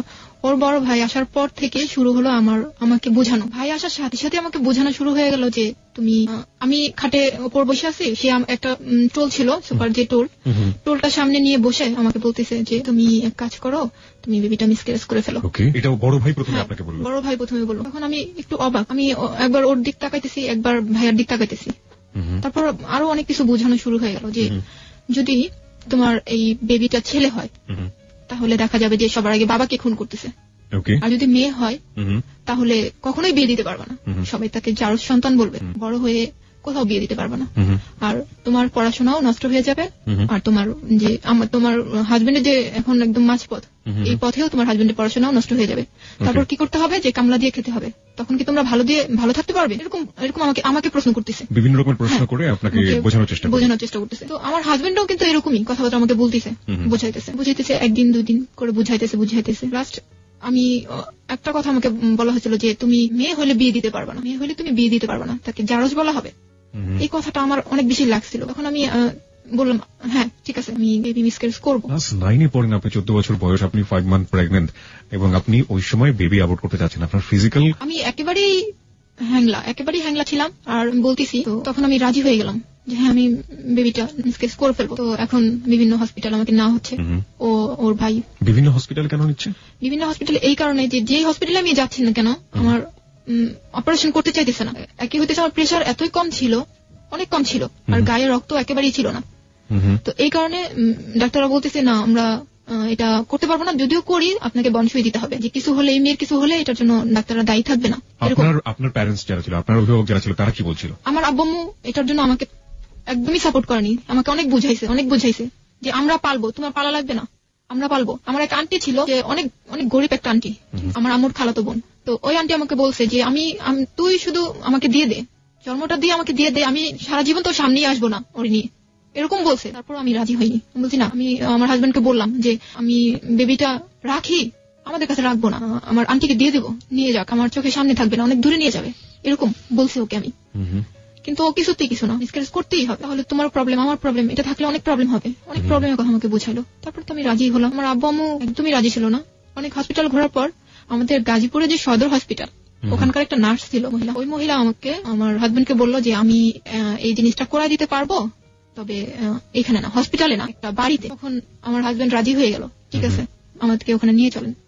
তো সেদিন আমরা ঠিকঠাক করে চলে আসছি, বাসায় চলে আসছি। বাসায় আসার পর আম্মুরও বলছি যে আম্মু এই ঘটনা, এখানে নিয়ে গেছিল সদর হসপিটালের এক নার্স আছে, নার্স আমাদের এই বলছে। তখন আম্মু ওই নার্সের কথা বলার সাথে সাথে আম্মু নার্সকে চিনা ফেলছে, বলছে এটা তো এই নাম না? আমি বলছি হ্যাঁ এই নামটাই। তো বলছে বাবা তুমি মরে যাবা, আমাকে বলছে বাবা তুমি মরে যাবা, তোমার কোনো দরকার নাই, তুমি জুয়েলকে মানা করে দাও যে আমি মিসক্যারেজ করবো না, মানা করে দাও। আমার মা তো একদমই রাজি না, একদমই না। তো আমি বললাম না আম্মু এই সমস্যা হবে, দেখো মা আমার এই যে পড়াশোনা একদম একেবারে নষ্ট হয়ে যাবে, আর ছেলে হলে ওর বাবাকে খুন করবে, মেয়ে হলে এই করবে, বিয়ে দিতে পারবো না, যার সন্তান বলবে, এরকম আমার মাকে আমি বুঝাইতেছি। তারপর আমার আম্মু আর কিছুই বলে নাই, আম্মু রাজি না, মানে হ্যাঁও বলে নাই নাও বলে নাই, কিছুই না, চুপ করে আছে। তার পরের দিন সকালবেলা আমি আমার হাজবেন্ড দুজন হসপিটালে, মানে ওই সদর হসপিটালে চলে গেলাম। যাওয়ার সময় আম্মু গোসলখানায় ছিল, বলার জন্য যে বলবো যে আম্মু আমি চলে যেতেছি। আম্মু আমার চেহারাটাও দেখেনি, শুধু গোসলখানার ও পাশে আম্মা ছিল, আমি পাশ থেকে বললাম যে আম্মু আমি চলে গেলাম। ওখান থেকে ওই নার্স একটা বাড়িতে আমাকে নিয়ে গেল। ওখানে ওই বাড়িতে আসলে যে মহিলা, ওই মহিলা বেবি মিসক্যারেজই করে, ওনার কাজই হচ্ছে এটা। তো রুমটা ছিল এরকম, আমি বলতে চাই যে একটা বেড ছিল আর পাশে আরেকটা বেড ছিল, আর যে বেডটাতে আমি ছিলাম ওই বেডটা আমাদের বিছানা যেরকম তোষক জাজিম থাকে এরকম সেম, কোন হসপিটালে যে বেডগুলো ওরকম না, এরকম বেড। তো ওখানে আমাকে নিয়ে গেল, ওখানে ওই বেডে আমাকে রাখা হলো, এবং যখন আমি গেছি তখনই আমাকে দেওয়া হলো, স্যালাইন দেওয়া হলো, আর একের পর এক ক্যাপসুল খাইতে দেওয়া হলো। আমার একের পর একটা ক্যাপসুল খেলাম। আর এটা ওই নার্সে করছে, কোনো ডাক্তার না, কোনো ডাক্তার না, নার্সও বলা যাবে না ওটাকে। নার্স তো ওখানে আমাকে পরিচয় করে দিয়ে চলে আসলো। কে করছে আপনি কিছুই জানেন না? কে করতেছে আমি কিন্তু জানি না। একটা মহিলা ছিল, একটা বুড়া মহিলা ছিল, উনি করছে সবকিছু। উনি আমাকে ওষুধ দিতেছে, উনি আমাকে স্যালাইন লাগাইছে, উনি আমাকে এই স্যালাইনের ভিতর যে বিভিন্ন রকমের ওষুধ ওগুলা দিচ্ছে, ওই মহিলাই করছে। যখন আমার পেটের ব্যথাটা আস্তে আস্তে বাড়তে শুরু করলো, পেটে ব্যথা করতেছে, আমার কোমর থেকে পেটে ব্যথা করতেছে, আস্তে আস্তে ব্যথা করতেছে। যখন আমার ব্যথাটা এত পরিমাণ বেড়ে গেল যে আমি কিছুতেই থাকতে পারছি না, আমার অনেক চিল্লাচিল্লি করতেছি, আমি অনেক চিল্লাচিল্লি করতেছি। তখন আমার হাজবেন্ড কি করলো, যে আমার আম্মুকে যে বাসায় আয়সা নিয়ে গেল, আমাকে ওই অবস্থা ওখানে রেখে আমার আম্মুকে নিতে আসলো। আমার আম্মু কিন্তু আম্মু ডাকে না, ডাকে আন্টি। তো বললো আন্টি আপনি একটু চলেন, সামনের অবস্থা তো ভালো না, একটু চলেন, এরকম। তো আম্মু তো ওই কথা শোনার পর আমার আম্মু পাগলের মতো ওর সাথে চলে আসছে। আমাকে যখন দেখছে যে আমি বেডের মধ্যে এরকম ব্যথায় কাতরাতেছি, তখন আম্মু যে কি করছে আমি মানে না দেখলে সেটা কেউ বুঝবে না। আমার সারা মুখে আম্মু এত চুমা খাইতেছে আর বলতেছে আমার মেয়ে মরে যাচ্ছে, আমার মেয়ে মরে যাচ্ছে, এরকম করতেছে। তারপর ওই দিন সারাদিনই আমি বেরিয়েছিলাম, এরকম স্যালাইন চলতেছে, আমি ব্যথা এরকম চিল্লাইতেছি। পরের দিন শুক্রবার সকালবেলা, এটা ছিল 16 আগস্ট, বেবিটা নর্মালি হইলো, এবং নর্মালি হলো এবং সেটা মৃত। আমি একটা কথা বলতে চাই যে যখন বেবিটা অনেক নড়তেছিল আমার পেটের মধ্যে, তখন ওই মহিলাটা একটা ছোট কলসির মধ্যে গরম পানি নিয়ে আমার পেটের উপর রাখছিল। তখন মনে হলো কি যে আরো বেশি মনে হয় বাচ্চাটা নড়তেছে, চিল্লাইতেছে, এরকম মনে হলো আমার কাছে। তারপরে পরের দিন তো হলো, তখন আমার আন্টিকে আমার আম্মু খবর দিল যে আমি একটু আসবো। এটা ওই আন্টি যে আন্টিটা বেবিটা নিতে চাইছিল, বলছিল আমি সারা জীবন আসবো না তোমার সামনে। আন্টিটা আসার পরে আমি বললাম আন্টি আমাকে একটু বেবিটাকে দেখান তো, চেহারাটা একটু দেখানো আমাকে। আন্টি একটু ঘুরাই আমাকে চেহারাটা দেখানো। তখনই আমি সেই মুহূর্তে আমি বুঝতে পারলাম যে আমি কত বড় একটা ভুল করছি। সেদিনই চলে আসছি, ওখান থেকে নিয়ে আসছে আমাকে একটা সিএনজি ভাড়া করে বাসায় নিয়ে আসছে। নিয়ে এসে আমি খুবই অসুস্থ, আমাকে ওষুধপত্র দেওয়া হয়েছে, আমি একদমই আমাকে কোলে করে এসে নিতে হয়, গোসলখানায় কোলে করে আমাকে টয়লেটে নিতে হয়, এরকম অবস্থা। বেবিটা কি ছেলে ছিল না মেয়ে ছিল? মেয়ে ছিল। তো অনেক অসুস্থ। ও আমাকে এখানে রেখেই আস্তে আস্তে বিকাল হয়ে গেছে, একটু সন্ধ্যা সন্ধ্যা টাইপ হয়ে গেছে। তো আমার আম্মু তখনও আর কি ওষুধপত্র আনতে পারেনি। আম্মু আর আব্বু দুজনে মিলে আমাদের বাহিরে গেল আর কি, মার্কেটে গেল যে ওষুধগুলো নিয়ে আসি। আর ওরে রাইখে গেল, আমার হাজবেন্ডকে আমার বাসায় রেখে গেল যে তুমি একটু কাছে বসে থাকো, ওর কাছে বসে থাকো। তো ও বসেই ছিল। কিছুক্ষণ পরে একটা ফোন আসছে। ফোনটা ছিল ওর একটা পাতানো বোন ছিল, ওটা আমাদের ওখানকারই পাতানো বোন। ও বোন ডাকছিল, আর ওর ওই বোনের মাকে ও মা ডাকছিল। তো ওই ফোনটা পেয়ে ও আমাকে, আমার এত জ্বর, এত অসুস্থ, আমি এই অবস্থায় রেখে ও চলে গেল, বোনের কাছে চলে গেছে। অনেকক্ষণ হয়ে গেছে, এর মধ্যে আমার এত জ্বর উঠছে, আমি কাঁপতেছি। আমার ছোট বোনটা একটা ল্যাব দিছে, আরেকটা ল্যাব দিছে, 3টা ল্যাব দেওয়ার পর আমি কাঁপতেছি, আমি কাঁপা পড়ে যেতেছি, এত আমার জ্বর উঠছে। বালিশ দিয়ে আমার ছোট বোনটা উপরে ওঠা চাপ দিয়ে রাখছে আমাকে। তো তারপরে দেখতেছি আমি আরো বেশি আমার অবস্থা তো খারাপ। তার পাশে একটা আন্টি ছিল, আন্টিকে ডেকে নিয়েছে, আন্টি একটু আসেন তো, আপু তো এরকম করতেছে। তো আন্টিও আসছে, এমন সময় আমার আব্বু আম্মু চলে আসার পর দেখে আমার এই অবস্থা। তাড়াতাড়ি মাথাটাতে পানি টানি দিল, দেওয়ার পরে একটু ঠিক হলাম, ওষুধ খাওয়ালে একটু ঠিক হলাম। তো আমাকে জিজ্ঞেস করলো জুয়েল কোথায়? আমি বললাম রোজি আপু ফোন দিছে তো ওখানে গেছে। ওর বোনের কথা বললাম যে ওখানে ফোন দিছে তো ওর কাছে গেছে। তো আমার আব্বু এত রাগ ছিল, মনে হয়েছিল সেদিন ওকে মেরেই ফেলবে, এই অবস্থা। আমার আব্বু খুব রাগ করছে। ও আসার সাথে সাথে আমার আব্বু ওর এড়াইতে নিছে এদিকে। তো যাওয়ার পরে ও আমার আব্বুর, আমি জানি না, আমি তো এই রুমে, ও আব্বুকে হাত দুইটা ধরে কি যে বললো আমি জানি না। আমার আব্বু একেবারেই ঠান্ডা হয়ে গেল, কিছুই বললো না, কিছুই বললো না যে আমার মেয়েটাকে এইভাবে রাখা গেলা, বা আমার মেয়েটাকে এত অসুস্থ তুমি কিভাবে গেলে, ওখানে যাওয়াটা কি এত জরুরি ছিল, এগুলো কিছুই বলেনি। ও হাত ধরে কি বুঝালো, আমার বাবা একদমই ঠান্ডা হয়ে গেল। কি বুঝেছিল পরে জেনেছেন কিছু? না, আমি কিছুই শুনিনি। কথাটা এরকম ছিল যে ও এরকম একটা ছেলে যে কোনো মানুষের সাথে কথা বলতো এমনিতেই নর্মাল হয়ে যেত, ওর প্রতি একটা আকর্ষণ চলে আসতো, ছেলে হোক মেয়ে হোক। এখানে আমি একটু বলি তাদেরকে, সেটা হচ্ছে যে he is looking to smart, এবং ওর ছবিগুলো আমি দেখেছি, আসলেই অনেক অনেক সুন্দর দেখতে, অনেক ইয়াং, অনেক হ্যান্ডসাম দেখতে। এবং শামিমা আজকে কিছু পিকচার কিছু ফটো নিয়ে এসছে ওর সাথে করে। তো ছবিগুলো আমি দেখছিলাম, আসলে ওদের সেই সময়কার ছবিগুলো বর্তমানে যদি দুই একটা আছে ওর কাছে, ওগুলো একটু দেখার চেষ্টা করেছি। আমার কাছে মনে হচ্ছে যে ও আসলে দেখতে অনেক ভালো এবং অনেক স্মার্ট এবং খুবই গুড লুকিং একটা ছেলে। যাই হোক, তারপরে কি হলো? তারপর ও বুঝাইতে যায়, আব্বুকে বুঝাইতে যায়, এই রুমে চলে আসলো, খাওয়া দাওয়া করলো, আমাকেও খাওয়াইলো। পরের দিন সকালবেলাও চলে গেল আমাকে অবস্থায় রেখে। আমি অসুস্থ, আমি নিজে কিন্তু নিজে হেঁটে গোসলখানায় যেতে পারি না। ওই বড় যে ভাইটা এসেছিল তিনি কি করলেন? তিনি তো আমাকে যখন বাচ্চাটা মিসক্যারেজ করে ওটার পরেই উনি চলে গেছে, উনি আর থাকিনি, চলে গেছে। তো আমার হাজবেন্ডও তার পরের দিন চলে গেছে। আমি আমার বিয়ের কারণে অনেকটা আমার বাবা ঋণী হয়ে গেছিল। আর আমি যেটা শুনছি যে ঋণীর চাইতে যেটা হয়েছে যে আমাদের সিঁড়ির যারা আমাদেরকে হেল্প করছে তারাই চাইতেছে না যে আমরা এই সিঁড়িতে থাকি বা আমরা এখানে থাকি। আমি এটা পরবর্তীতে শুনছি যে তারাই হয়তো বা চাইতেছে না যে আমরা এখানে থাকি।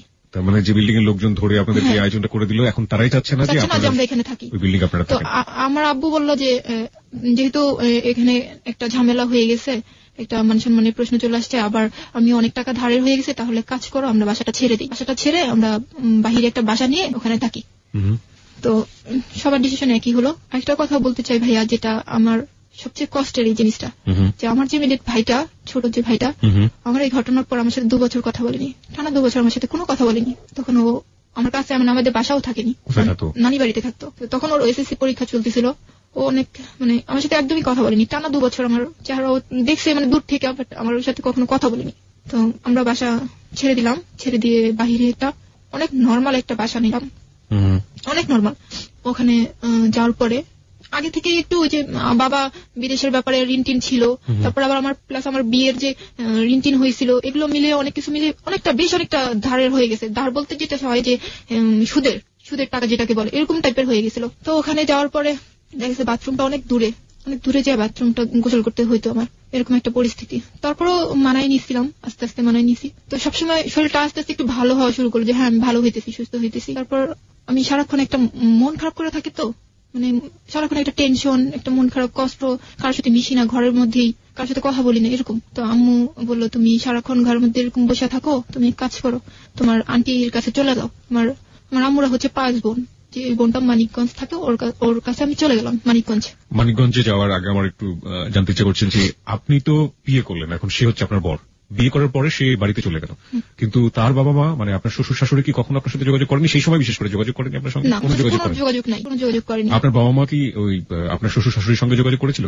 না, করেনি। তারাও কোনো যোগাযোগ করেনি। তারপরে আমাকে মানিকগঞ্জ রাইখে আসা হলো। আমি ওখানে 8 দিন ছিলাম। 8 দিনই বলবো না, অনেক বেশি ভালো ছিলাম। টেনশনই ছিলাম অনেক, যে বাসায় আমি এই অবস্থায়, আমার আব্বু এত টাকা ঋণ হলো, কি হইতেছে, আমার ছোট ছোট ভাই বোন 2টা, আম্মু কি ঠিক মতো আছে কিনা, খুব টেনশন হইতো। তারপর 8 দিন ছিলাম।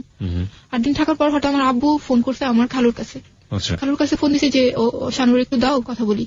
তো আমি তখন বাসায় ছিলাম না, আমি তখন আমার ওই কাজিনের সাথে হাঁটতে বের হয়েছিলাম। তো আমার কিছুক্ষণ পরে যখন বাসায় আসছি, তখন আমার আব্বু আবার ফোন দিছে। তখন আমাকে বললো যে তুমি চলে আসো বাবা, আসছে, তুমি ওখানে থাকাটা তোমার ঠিক হবে না, চলে আসো। কতদিন পরে আপনাদের বাড়িতে এসেছিল? 4 মাস। মানে বেবি অ্যাবর্ট করার পরে গেল, তার 4 মাস পরে সে আসলো। এর মধ্যে কিন্তু ওর সাথে আমার কোনো কন্ট্যাক্ট নাই, কোনো যোগাযোগ নাই, কিছু নাই। কত সালের ঘটনা এটা? এটা হচ্ছে 2004। ফোন তখন কি অ্যাভেলেবল? ফোন তখন অ্যাভেলেবল না। তো কোনো যোগাযোগ হয়নি। আমি অনেক চেষ্টা করছি। ওর এক মামা ছিল, আমি ভাবতাম যে হয়তোবা বাড়িতে যায়নি, হয়তোবা ঢাকায় আছে, যে মামার নাম্বার ও মামার কাছে থাকতো আর কি, মিরপুরে। তো ভাবতাম যে ওই মামার কাছে হয়তোবা আছে। আমি অনেকবার ওর মামার নাম্বারে ট্রাই করছি, কিন্তু ওর মামা আমাকে অনেক অপমান করছে, অনেক বাজে বাজে কথা বলছে। যাই হোক, তারপরে আমি ওর সাথে যোগাযোগ অনেক চেষ্টা করছি। তারপর 4 মাস যখন যোগাযোগ করতেই পারলাম না, 4 মাস পরে যখন ও আসছে, তখন আমার খুব আগ্রহ যে আমি এখানে থাকবোই না, আজকেই চলে যাবো, এরকম একটা ছিল।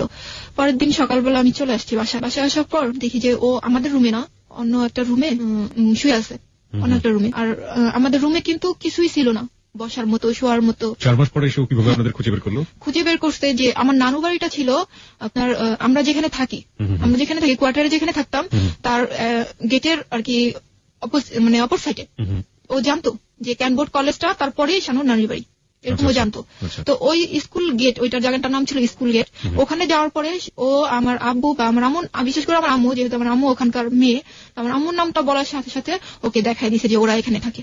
তারপর আমি চলে এসে দেখি ও অন্য একটা রুমে বসে আছে। সেই সময় তো আমাদের রুমে কিছুই ছিল না, কোনো ফার্নিচার, কোনো কিছুই ছিল না, সবকিছুই আমার আব্বু বিক্রি করে দিয়েছিল ঋণের টাকা পরিশোধের জন্য।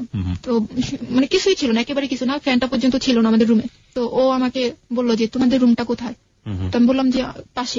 আমাকে বললো চলো তোমাদের রুমে চলো। তো ওই অবস্থায় আমার রুমে কিছুই নাই, ওই অবস্থায় ও আমার রুমে আসলো, আমাদের রুমে আসলো, এবং একে একে সবকিছু বলা শুরু করলো যে 4 মাস কেন ও যোগাযোগ করেনি আমার সাথে। কি ছিল কারণগুলো? কারণটা ছিল যে 4 মাস ওর আব্বু আম্মু চাইনি যে ও এখানে যোগাযোগটা রাখুক। ও চাইছে যে ও আগে দাঁড়াক, ও আগে কিছু একটা করুক, নিজের পায়ে দাঁড়াক। হ্যাঁ, নিজের পায়ে দাঁড়াক, এরপর না হয় ও যোগাযোগটা কন্টিনিউ করবে, এরকম একটা কথা ছিল। যে ও বাসায় পড়াশোনা করতেছিল, ও ঢাকায় কোথাও সেটেল হবে, এরকম ভাবনা ছিল, যে কারণে ও আমার সাথে একদমই যোগাযোগ করেনি। আমি এটাকে খুব বেশি বড় কিছু ভাবি নেই তখন ভাবছি আচ্ছা ঠিক আছে, এটা হয়েছে, আচ্ছা এখন তো সব ঠিক হয়ে যাবে, এখন তো ও ঢাকায় থাকবে, আমি এখানে থেকে পড়াশোনা করব। আমাকে বুঝালো যে আমি ঢাকায় থাকবো, তুমি এখান থেকে পড়াশোনাটা করবা, আর আমি ঢাকায় থেকে পড়াশোনাটা করব, মাঝে মাঝে আমি এখানে আসবো, তোমার এখানে আসবো, সব ঠিক হয়ে যাবে। তখন আমার আব্বু আম্মুর সাথে ও বললো যে আন্টি আমি ঢাকায় থাকবো, আমি এখানে আসা যাওয়া করবো, এবং সময় হলে আমি ওকে নিয়ে যাবো। আমার আব্বু আম্মু খুব বেশি ওরে দেয়নি, যে খুব বেশি চাপ দেয়নি যে এখনই তোমাকে ওকে নিয়ে যেতে হবে, এরকম চাপ দেয়নি। তো ও ঢাকায় থাকতো আর আমি আমার বাসা থেকে পড়াশোনাটা চালিয়ে যেতেছিলাম। 2005-এ আমি আবার ক্লাস 9-এ ভর্তি হই। 5-এ যখন আমি 9-এ ভর্তি হই, আর ও তখন ঢাকায়, ও আমাকে বলছিল যে জাহাঙ্গীরেও ভর্তি হয়েছিল, প্লাস ও হচ্ছে আপনার আইএল টেস্ট করতেছিল। এর মধ্যে ওর সাথে আমার কখনোই কোনোদিন কোনো বিষয়, জাহাঙ্গীরনগর ইউনিভার্সিটিতে চান্স পেয়েছিল, রাইট? পেয়েছিল। কিসে পড়তে আপনি জানতেন? না, আমি জানতাম না। ওটা ছিল আসলে, ওটা ও ভর্তি হয়নি ওখানে, মিথ্যা কথা ছিল। তখন আমাকে বলছিল যে আমি জাহাঙ্গীরে ভর্তি হয়েছি, আর প্লাস পাশাপাশি আমি আইএল টেস্ট করছি। তো আমি ওকে বিশ্বাস করছি, ওকে ঠিক আছে। তো আমি ও কি করছে যে এর মধ্যে কিন্তু ওর সাথে আমার কোনো ঝগড়া ঝাঁটি, কোনো কিছু না, মনোমালিন্য কিছুই কখনো কোনো বিষয় নিয়ে হয়নি, না ওর বাসার লোকজনকে নিয়ে, না আমার বাসার লোকজনকে নিয়ে, কোনো কিছুই হয়নি। আমি যে ও আমার সাথে ফ্লোরে থাকতেছে, আমার মাথার উপর ফ্যান নেই, ও আমার সাথে থাকতেছে, আমার বাথরুমটা অনেক দূরে, ওখানেই যাইতেছে, এমনকি সাপ্লাই পানি নেই, কল চেপে পানি বের করতে হইতেছে, ও করতেছে তাই করতেছে। এবং বর্ষার দিন আসলে টিন আসলে ওপরে, ঘরে টিন আসলে ওপরে, ওই টিন দিয়ে পানি পড়তো, ওর কোনো কিছুই মনে হতো না। ওরকম পরিবেশে ও আমার সাথে ছিল, মানায় গেছে আমার সাথে, আমি যেরকম পরিবেশে ছিলাম ও সেরকম পরিবেশে ছিল। চলতেছে ভালো ভালো, অনেক ভালো চলতেছে। ও ঢাকা টিউশনি করে যতটুকু পারতো আমাকে হেল্প করতো, 500-300 টাকা 200 টাকা বা 500 টাকা যখনই যা পারতো আমাকে দিত। আপনার সঙ্গে থাকতো নাকি ওর আলাদা কোথাও থাকতো? না, ও ঢাকায় থাকতো। ও আসতো সপ্তাহে 1 দিন বা 15 দিনে 1 দিন থাকতো, 2 দিন এরকম আসতো। তো খুব ভালো সম্পর্ক যাইতেছিল, কোনো প্রবলেম হয়নি ওর সাথে আমার। তখন 2006 চলে আসছে, ওর ভিসা হয়ে গেল। ও এখন আমাকে বলতেছে যে আমার তো ভিসা হয়ে গেছে, আমি তো তারিখটা সঠিক মনে করতে পারতেছি না, ও ডেটটা মনে নেই আমার, যে ওই তারিখে আমাকে চলে যেতে হবে। আচ্ছা, যাওয়ার আগে আমি কিছু জানতে চাই যে বিয়ে হলো কত সালে আপনাদের? 3 সালে। 2003 সালে 2006 সালেও এসে বলছে চলে যাবে। 3 বছর আপনারা ঘর সংসার করলেন। ঘর সংসার বলতে কি আমি আমার বাবার বাড়িতে, ও ঢাকায়, ও আসা যাওয়া করতো আমার এখানে। এই 3 বছরে আপনি কখনো বলেননি যে আপনি ওর বাবা মার বাড়ি বা আপনার শ্বশুর শাশুড়ির সাথে দেখা করতে চান? বলছি। ও কি বলেছে? ও বলছে যে দেখো তুমি এখন যে অবস্থা তোমাদের ফ্যামিলির, এখন আব্বু আম্মুকে আনলে তোমাদের মান সম্মান যাবে, আর আমারও মান সম্মান যাবে। ভালো একটা পরিবেশে যাও, তারপর না হয় আব্বু আম্মুকে আনবো বা যোগাযোগ করাই দিব, বা তখন কন্টিনিউ হবে সম্পর্কটা দুই ফ্যামিলির মধ্যে। এরকম ছিল। ফোনেও কখনো কথা বলেন? না, ফোনে তো আমাকে কখনো ফোনে কথা বলতেই দেয়নি। আমি বহুবার চেষ্টা করছি কথা বলার জন্য, আমাকে কথা বলতে দেয়নি। তারপর 2006-এ ও আমাকে। আপনার বাবা মা কেন স্টেপ নিল না? আপনার বাবা মার তো উচিত ছিল যে। আমার বাবা মা এর জন্য নেয়নি, আমি বলতেছি। যখন ও ভিসা হয়ে গেল, তখন আমার আব্বু আম্মু বলতেছে যে তোমার তো এখন ভিসা হয়েছে, তুমি তো দেশের বাইরে চলে যাবা, তাহলে তুমি মেয়েকে তোমাদের বাড়িতে রেখে যাও। তখন ও বলতেছে না আন্টি, এখন সময় হয়নি, আমি দেশের বাইরে থেকে ঘুরে আসি, এর মধ্যে ওর ম্যাট্রিক পাসটা হয়ে যাবে, তারপর না হয় আমি বাড়িতে নিয়ে যাবো। এরকম কথা ছিল। যখনই এই কথাটা বলছে আমার আব্বু আম্মু যে এখন ওকে রেখে যাও, না, ও একই কথা যে ওর আগে ম্যাট্রিক পাসটা হোক, আর তাহলে আমি বাসায় একটু জোর গলায় বলতে পারবো, আর আপনারও একটা ভালো পরিবেশে যান। আপনি কি মাঝখানে একবার ফেল করেছিলেন? হ্যাঁ, ক্লাস 9-এ যখন আমার বিয়ে হয়, তখন কিন্তু আমার গ্যাপ গেছে। আমি ক্লাস 2005-এ কিন্তু আবার 9-এ ভর্তি হলাম। পরীক্ষাটা কিন্তু আমি দিছি 7-এ। কোন স্কুলে পড়তেন আপনি? আমি বিএফ হাই স্কুলে পড়তাম। তো তখন ও 2006-এ এরকম তারিখ ফিক্সড হলো যে এই তারিখে চলে যাবে। কোথায় যাচ্ছ?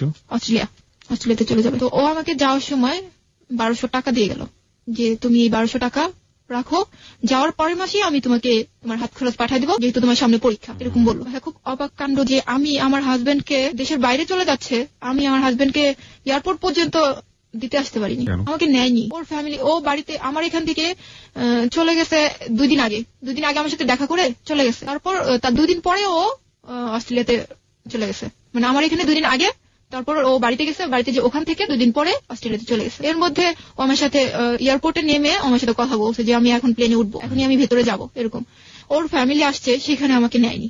এয়ারপোর্টে ওর ফ্যামিলি সবাই আসছে ওকে বিদায় দেওয়ার জন্য, কিন্তু আমি যাইতে পারিনি, আমাকে নেওয়া হয়নি। আমি বহুবার বলছি যে আমাকে নিয়ে যাও, এটাই তো সুযোগ দিয়ে ওদের সাথে আমার দেখা হইলো, কথাবার্তা হইলো, একটা মিল হয়ে যাবে, আমাকে নিয়ে যাও। তো নেয়নি, যে এখনই তোমাকে ওখানে মিট করাবো না, এরকম বলতো। যাই হোক, চলে গেছে অস্ট্রেলিয়াতে। যাওয়ার পরেই আমাকে ফোন দিয়েছে যে আমি পৌঁছাইছি। এর মধ্যে কিন্তু ওর ফ্যামিলির সাথে আমার কোনো যোগাযোগ নাই। ও যে অস্ট্রেলিয়াতে চলে গেছে, আমাকে তারা যে রিং দিয়ে বলবে যে তুমি মন খারাপ করো না, বা তুমি থাকো, আমরা আসি, কোনো সান্ত্বনা, কোনো কিছুই আমার ছিল না। ও আমাকে ফোন দিত, ওর সাথে আমার কথা হইতো, এবং আমি ওর কাছ থেকে জানতে পারতাম যে ওর ফ্যামিলি এখন কি করতেছে, কোথায় আছে, কি মানে কেমন আছে, কি হইতেছে, এরকম আমি ওর কাছ থেকে জানতে পারতাম। কিন্তু ওর ফ্যামিলির সাথে আমার কখনো যোগাযোগ হয়নি। তো একটা বছর ও যে চলে গেল, ও আমাকে প্রতি মাসে 5 থেকে 10,000 টাকা দিত। এবং এই টাকা যেহেতু আমার বাবা একটু ঋণে ছিল, এই টাকা থেকে আমি চেষ্টা করলাম যে করতে, বাবার ঋণটাকে একটু হালকা করার জন্য। দেখা যেত যে আমার ভাইয়ের পড়াশোনাটার খরচ আমি বহন করতাম, আর না হলে বাসা ভাড়াটা আমি বহন করতাম, এরকম। তো এর মধ্যে আমি আমার বাবাকে রাজি করাই ফেললাম যে বাবা তুমি একটা কাজ করো, যেহেতু জুয়েল বলছে যে একটা ভালো পরিবেশে গেলে ওর ফ্যামিলি চলে আসবে, তাহলে চলো আমরা আবার কোয়ার্টারটা নেই, অর্থনৈতিক যে হেল্প লাগে আমি করব, যা টাকা পয়সা লাগে আমি করব, তুমি একটা ভালো আবার বাসা নাও। তো আমার বাবা আমার কথাতে রাজি হয়ে গেল। তো বাসা নেওয়ার জন্য আবার দরখাস্ত করলো। দরখাস্ত করাতে অল্প দিনের মধ্যে আমাদের বাসাটা হয়ে গেল। তো আমরা বাসায় উঠলাম। বাসায় যখন উঠি তখন আমাদের কিছুই ছিল না, যা শুধু কাঁথা বালিশ, এই, আর আমরা 6 জন মানুষ। এই তো বাসাটা হওয়ার পরে যখন আমাকে টাকা দেওয়া শুরু করলো, তখন আমি আস্তে আস্তে একটু ফ্যামিলিটাকে মানে চেঞ্জ করার চেষ্টা করতেছিলাম, যে দেখি এখন একটু ভালো পজিশনে নেওয়া যায় কিনা। আমার ভাইটা তখন ইন্টার পাস করে ফেলছে। তো 2006টা আমি এভাবেই টাকা নিতেছি, আর ওকে বলতেছি যে আমি এই টাকাটা এই মাসে এই করতেছি। যখনই আমি ওর কাছে টাকার হিসাবটা দিতে যাই, একটা কথা কি যে না আমি এই হিসাবটা শুনতে চাই না। কেন শুনতে চাইবো না? না কেন শুনতে চাই না, এটা তোমার হাত খরচ টাকা, তুমি যা ইচ্ছা তুমি তাই করো, কিন্তু আমি এটা শুনতে চাবো না, এরকম। তো আমি কিন্তু প্রতি মাসে ওকে হিসাব দিতে চাইতেছি, কিন্তু ও নিতে চাইতেছে না। যাই হোক, তারপরে আমার ফ্যামিলিটা অনেকটা একটু ভালোর দিকে চলে আসছে। 2006 পার হয়ে 2007 চলে আসছে, জুয়েল দেশে আসবে। আমি তো অনেক হ্যাপি যে 1 বছর পর ও আসবে, খুবই খুশি। আমি ওরে আনতে যাবো এরকম একটা চিন্তা ভাবনা ছিল যে আমি যাবো এয়ারপোর্টে, কিন্তু ও চলে আসছে, ওর ভাই নিতে আসছে ওকে।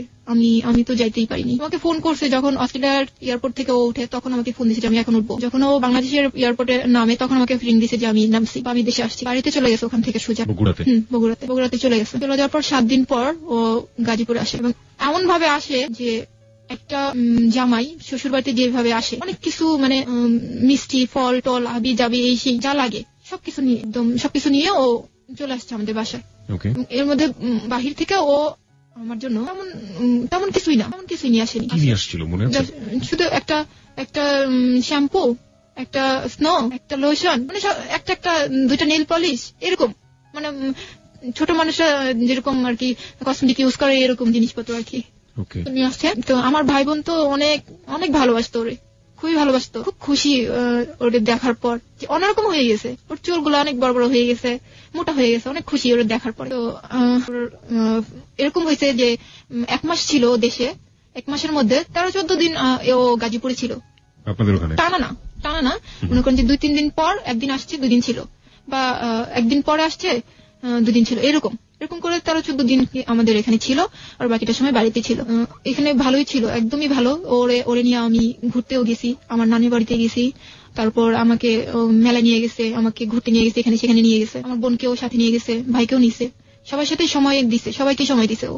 এবং আমার আব্বু মোরে এমন বোঝাইছে, আমার আব্বু ওরে ছাড়া অনেক কিছুই বোঝে না। তো তার মনটা মনে হয় যে কি জানি, এটা মানে জাদু, যে ও জাদু করছে আমার ফ্যামিলিটাকে, এত মানে ভালোবেসে ফেলছে আমার ফ্যামিলি। তো 1 মাস কিভাবে যে দেখতে কাটা গেল, ওর যাওয়ার সময় হয়ে গেছে, ও আবারও চলে গেল। এবারও আমি চাইছিলাম যে আমি যাবো ওর সাথে, এবার আমি যেতে পারিনি। এবারও আসার পর কিন্তু বলা হয়েছিল যে তুমি আবারও চলে যাচ্ছ, মেয়েটা এখানে তুমি ওরে এই করো, রাইখা যাও, অন্তত ঘুরাইয়া নিয়ে আসো একবার। হ্যাঁ, তুমি যখন আসছো একবার না হয় তোমাদের বাড়িতে ঘুরাই নিয়ে আসো। অস্ট্রেলিয়াতে কি করতো? অস্ট্রেলিয়াতে ও পড়াশোনা করতো, প্লাস একটা জব করতো। ওকে, ঠিক আছে। যেটা বলছিলেন যে ঘুরে নিয়ে আসার কথা হচ্ছিল, তো আমার আম্মু বলতো যে তুমি একবার ঘুরাই নিয়ে আসো তোমাদের বাড়ি থেকে, বাড়িটা একটু দেখে আসুক, সবাইকে একটু চিনা জানা আসুক, ওখানে না থাকলো তুমি নাই, ওখানে না থাকলো তুমি এমনিতে একটু ঘুরাই নিয়ে আসো। বেশি একটা আগ্রহ ছিল না, আন্টি থাক, এখানেই থাক, ওখানে ওর মন ভালো লাগবে না, খারাপ লাগবে, এই সেই। 6-9 বোঝ দিল আমার আম্মু, ঠিক তাই বোঝা, ঠিক আছে ওকে। 2007 চলে আসলো, আমার পরীক্ষা, ও চলে গেল, আমার পরীক্ষা শুরু হলো, এসএসসি পরীক্ষা। তখন আমি একটু অসুস্থ ছিলাম, খুব জ্বর ছিল আমার, এই অবস্থায় আমি পরীক্ষা দিয়েছি, ও চলে গেছে। ওর সাথে আমার কন্টিনিউ যোগাযোগ আছে, রেগুলার যোগাযোগ। দেখা গেছে একদিনে 3-4 বার ফোন দিত আমারে, 3-4 বার ফোন দিত। খাওয়ার টাইমে, দুপুরে লাঞ্চের সময় ওকে ফোন দিতেছে, খাইছো? হ্যাঁ খাইছি, এরকম। রাত্রেবেলাও ফোন দিত, খাইছো? হ্যাঁ খাইছি। পরীক্ষা কেমন হলো এরকম জানতো, 3-4 বার তো ফোন দিতই একদিনে দিত। তো কথা বলতাম, গল্প করতাম, ফোন দিলে ঘন্টা কথা বলতাম, শেষ হইতোই না। যখন অনেক কথা বাকি আছে এরকম কথা বলতেই থাকতাম। যাই হোক, তারপরে 2007 আমার পরীক্ষার রেজাল্ট বের হয়ে গেল যে আমার অঙ্কে খারাপ হলো। তো আমি বললাম যে আমার অঙ্কে তো খারাপ হয়েছে। ও বললো যে কিছু হয়নি, সমস্যা নেই, আবার দিবা, অঙ্কটা আবার দিবা। তোমার আচ্ছা ঠিক আছে, অঙ্কটা আবার দিব। যাক, এই 7টা এইভাবে ফোনে কথা বইলা সময় কাটাইয়া পরীক্ষা দিয়ে এরকম করে চলে গেল। কিভাবে যে চলে গেছে, 2008 সাল চলে আসছে, এইবার কিন্তু একটু অন্যরকম হয়ে গেল। 2007 যখন ও দেশে আসছে, তখন কিন্তু বরাবর আমাকে ফোন দিয়ে আসছে যে আমি কিন্তু এই তারিখে আসবো, বা আমি এই যে অস্ট্রেলিয়া এয়ারপোর্ট থেকে উঠতেছি, আমি ভেতরে ঢুকতেছি, এখন ফোনটা অফ করবো, এরকম বলতো। এবার একটু অন্যরকম হয়েছে যে ও আমাকে বলেইনি যে ও কবে আসবে, ও শুধু বলছে আমি দেশে আসতে পারি। হ্যাঁ, যে আমি কবে আসবো এই তারিখটা কিন্তু আমাকে বলেনি। যখন ও অস্ট্রেলিয়ার এয়ারপোর্টে আসে, তখন আমাকে বলে যে আমি আজকে আসবো, আমি আজকে প্লেনে উঠতেছি। আমি তো পুরো অবাক, আমি এক প্রকার কষ্টই পাইছি যে আমাকে জানালো না, এখনো উঠতেছে, এখনো আসবে, এরকম। তো আবার সেই ঢাকায় নেমে তারপর আবার ফোন দিল যে আমি আসি, আমি নামছি, এরকম। তারপরে আমি বললাম, এরকম সময় নামছে যে ভোর 4টা, তখন ও নামছে। তখন ও গাজীপুরের দিকে রওনা দিতে পারতো তখন রওনাটা। তখন ও বললো কি যে আমি এখন, আমার এক ফ্রেন্ড আছে সুব্রত নাম, ওর বাসায় থাকবো ঢাকায়, পরের দিন আমি চলে যাবো বাড়িতে। তো তখন আমি জোর করিনি যে তুমি বন্ধুর বাসায় কেন থাকবা, তুমি গাজীপুরে চলে আসো, এয়ারপোর্ট থেকে গাজীপুরে যেতে কতক্ষণ লাগবে, চলে আসো, এটা আর বলিনি। তো ওকে ঠিক আছে। কিন্তু পরের দিন সকালে কিন্তু ওর বাড়িতে যাওয়ার কথা, পরের দিন সকালে ও বাড়িতে যায়নি, সারাদিন ঢাকা ছিল। সারাদিন ঢাকা থেকে সন্ধ্যার পরে ও গাড়িতে উঠছে, আমাকে বলেনি, এখানে বলেনি, এবং আপনার বাসায় সে আসেনি, বলেওনি আমাকে যে আমি সন্ধ্যার পরে উঠছি। যখন ও আমাকে ফোন দিল, তখন আমি একটু বাহিরে, একটু চিল্লাচিল্লির মধ্যে ছিলাম। তো তখন আমি ওকে জিজ্ঞেস করলাম যে তুমি কি ওঠো নাই, তুমি কি বাসে ওঠো নাই? বলে যে হ্যাঁ আমি তো বাসে, কিন্তু তখন ও ঢাকায়, ও কিন্তু গাড়িতে উঠছে সন্ধ্যার পরে। তখন আমি যখন সন্ধ্যার পরে রিং দিছি, তখন ও বলতেছে যে আমি এখনো পৌঁছাইনি। আমি বললাম তুমি না কখন রওনা দিছো, তুমি এখনো বগুড়া পৌঁছাও নাই? যে না আমি এখনো পৌঁছাইনি। তুমি রওনাটা দিছো কখন? সন্ধ্যার পরে। তাহলে তো তুমি গাজীপুরে আসতে পারতো, আমার সাথে দেখাটা করে যেতে পারতা, বা তুমি আসতে পারো না আমাকে তো বলতে পারতো যে শানু তুমি এই জায়গাটা আসো, তোমার সাথে দেখা করে যাই, এটা তো বলতে পারতা। বেশি মানে মনে হলো কি একটু বিরক্ত টাইপ, যে আমার কথা শুনতে ওর ভালো লাগতেছে না, এরকম রেখে দিল। রেখে বাড়িতে চলে গেল। তখন মানে ঈদ ছিল ও ঈদটা করে, ঈদটা ছিল 7 তারিখে, ও আসলো 13 তারিখে ও গাজীপুর আসলো। আসার পরে একটু চেঞ্জ এরকম আসলো যে ও বলতেছে যে আমি আজকে আসবো। ও বের হয়েছে বাসা থেকে আজকে, যে আমি আজকে আসবো, কিন্তু ও আজকে আসেনি আমার কাছে। আজকে সকালে ও রওনা দিছে, পরের দিন রাত 1টায় ও বাসায় আসছে। তাও ওকে যায় নিয়ে আসতে হয়েছে। হ্যাঁ, নিয়ে আসতে হয়েছে। মানে গেটে তো আমাদের যে আমরা তো বাসায় থাকতাম, গেটে কিন্তু ওকে একা আসতে দিবে না, বা কোনো গেস্ট আসলে আসতে দিবে না। যার গেস্ট তাকে রিং করা হবে, তারপরে যায় নিয়ে আসবে। তারপর আমার ভাই যায় নিয়ে আসলো, ওকে নিয়ে আসছে। তারপর আমি এর মধ্যে যে কাজটা হয়েছে যে আমি যখন আসতেছে না, আসার কথা বলেও আসতেছে না, আমি বারবার শুধু ফোন দিতেছি যে তুমি কোথায়, তুমি এত লেট হয়, আর আমি বাসায় রান্না করে বসে আছি, তুমি এত লেট করতেছো কেন, তাড়াতাড়ি আসো। ও বলতেছে আমি ব্যাংকে বসে আছি, ঢাকা ব্যাংকে বসে আছি। ব্যাংকে কি করো? ব্যাংকে কাজ আছে, ব্যাংকে বসে আছি। কিন্তু ও ব্যাংকে ছিল না, ও ছিল দিনাজপুর। যখন ও আসলো তখন রাত 1টা। দিনাজপুর ছিল, এটা আপনি পরে জেনেছেন? হ্যাঁ, পরে জেনেছি। তো ও রাত্রে আসলো, রাত্রে খাওয়া দাওয়া করে আমরা ঘুমাই গেলাম। পরের দিন ও আমাকে বাণিজ্য মেলায় নিয়ে যাবে, বাণিজ্য মেলায় ঘুরতে নিয়ে যাবে। দিনাজপুরে কি করছিল? আমি বলতেছি এখনই যাবে, দিনাজপুরের ঘটনাটা এখনই যাবে। তো আমি বলতেছি বাণিজ্য মেলায় যাবো। খুব রাতের কথাটা তো আমি ভুলে গেছি, যে আমাকে সারাদিন ঘুরে আসি, পরের দিন রাত্রে আসছি, এটা আমি ভুলে গেছি। বাণিজ্য মেলায় ঘুরতে যাবো, খুব খুশি। পরের দিন ওর সাথে আমি বাণিজ্য মেলায় ঘুরতে যাবো। বাসে যখন উঠছি আমি, কতখানি যাওয়ার পরই ওর একটা ফোন আসলো। ফোনটা ছিল ওর এক ফ্রেন্ডের গার্লফ্রেন্ডের। তো ও ফোন দিয়ে ওরা যখন কথা বলতেছে, আমি তো ও পাশের কথাগুলো শুনতে পারতেছি না, বাট ও যে আনসার করতেছে এগুলো কিন্তু আমি শুনতে পারতেছি। এরকম ছিল কথাগুলা যে আমি তো ইচ্ছা করে যাইনি, কাজলই আমাকে জোর করে নিছে। ও পাশ থেকে কি বলছে আমি জানি না। ও আবার বলতেছে যে কাজলকে আমি জোর করে নিনি, কাজল আমাকে জোর করে নিছে, এরকম বলতেছে। আমি বুঝতে পারলাম যে ও ঢাকা ছিল না। তখন কিছু জিজ্ঞেস করিনি। বাণিজ্য মেলায় গেলাম, ওদের সাথে দেখা হলো। ওরাও ছিল, ওর গার্লফ্রেন্ড, ওর বন্ধু আর বন্ধুর যে গার্লফ্রেন্ড ছিল ওরাও ছিল ওখানে। ওদের সাথে প্রথমে পরিচয় করা দিল আমাকে যে আমি ওর কাজিন হই। ওদের সাথে পরিচয় করা দিল যে আমি ওর কাজিন হই। কিন্তু যে ভাইয়াটা ছিল, ওই ভাইয়াটার যে গার্লফ্রেন্ড ছিল, সে তো তার গার্লফ্রেন্ডকে পরিচয় করে দিতেছে যে সে আমার গার্লফ্রেন্ড। তার কি প্রবলেম যে সে আমাকে পরিচয় করে দিল আমি তার কাজিন? আমি খুবই অবাক হই। আমি তখন মানুষের সামনে কিছুই বলিনি।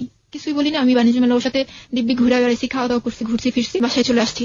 চলে আসার পর আমাকে জিজ্ঞেস করছি যে আচ্ছা তুমি আমাকে ওদের সামনে কাজিন পরিচয় করা দিলা কেন? কি তোমার কাজিন? বলে কি না, এখনই সবাইকে সবকিছু জানাতে চাই না, তাহলে আমার অনেক অসুবিধা হবে। ও যেহেতু ওর গার্লফ্রেন্ডকে পরিচয় করেছে, তুমি তো বলতে পারতা যে এ আমার গার্লফ্রেন্ড। তুমি বউ পরিচয় না করাই দিলাম, তুমি তো বলতে পারতা যে এ আমার গার্লফ্রেন্ড। কি না, এটার অনেক প্রবলেম হবে, আমি অস্ট্রেলিয়াতে থাকি, আমার অনেক প্রবলেম হবে, আমি এখনই কিছু জানাতে চাই না, আমি যে বিয়ে করছি এটা আমি এখনই জানাইতে চাই না, এরকম একটা বোঝ দিল আমাকে। আমি তাই বোঝমাই না, ওর কথা মতো চুপচাপ, আর কোনো কথা বাড়াইলাম না। কথা বাড়াইলে ঝগড়া হবে, এর জন্য কথা আর বাড়াইলাম না। ও আমার সাথে তুমি কথা বলো, আমরা সবাই টেলিভিশন দেখতেছি একসাথে বসে। এর মধ্যে ওর ফোন আসছে। ফোন আসার পর ও কি করলো, ও সবার সামনে থেকে উঠে বাহির রুমে যা দরজাটা আটকায়া কথা বলতেছে। এর মধ্যে আমি আবার উঠে যাই ওর রুমে যাওয়ার জন্য, দরজা ধাক্কা দিলাম, দেখি দরজা আটকানো। আমি ভাবলাম যে কি ব্যাপার, দরজা আটকা কার সাথে কথা বলে? আমি অত বেশি মানে অবিশ্বাসের কিছু ছিল না। আমি ভাবলাম কথা জানি কার সাথে বলতেছি, এরকম একটা নিলাম।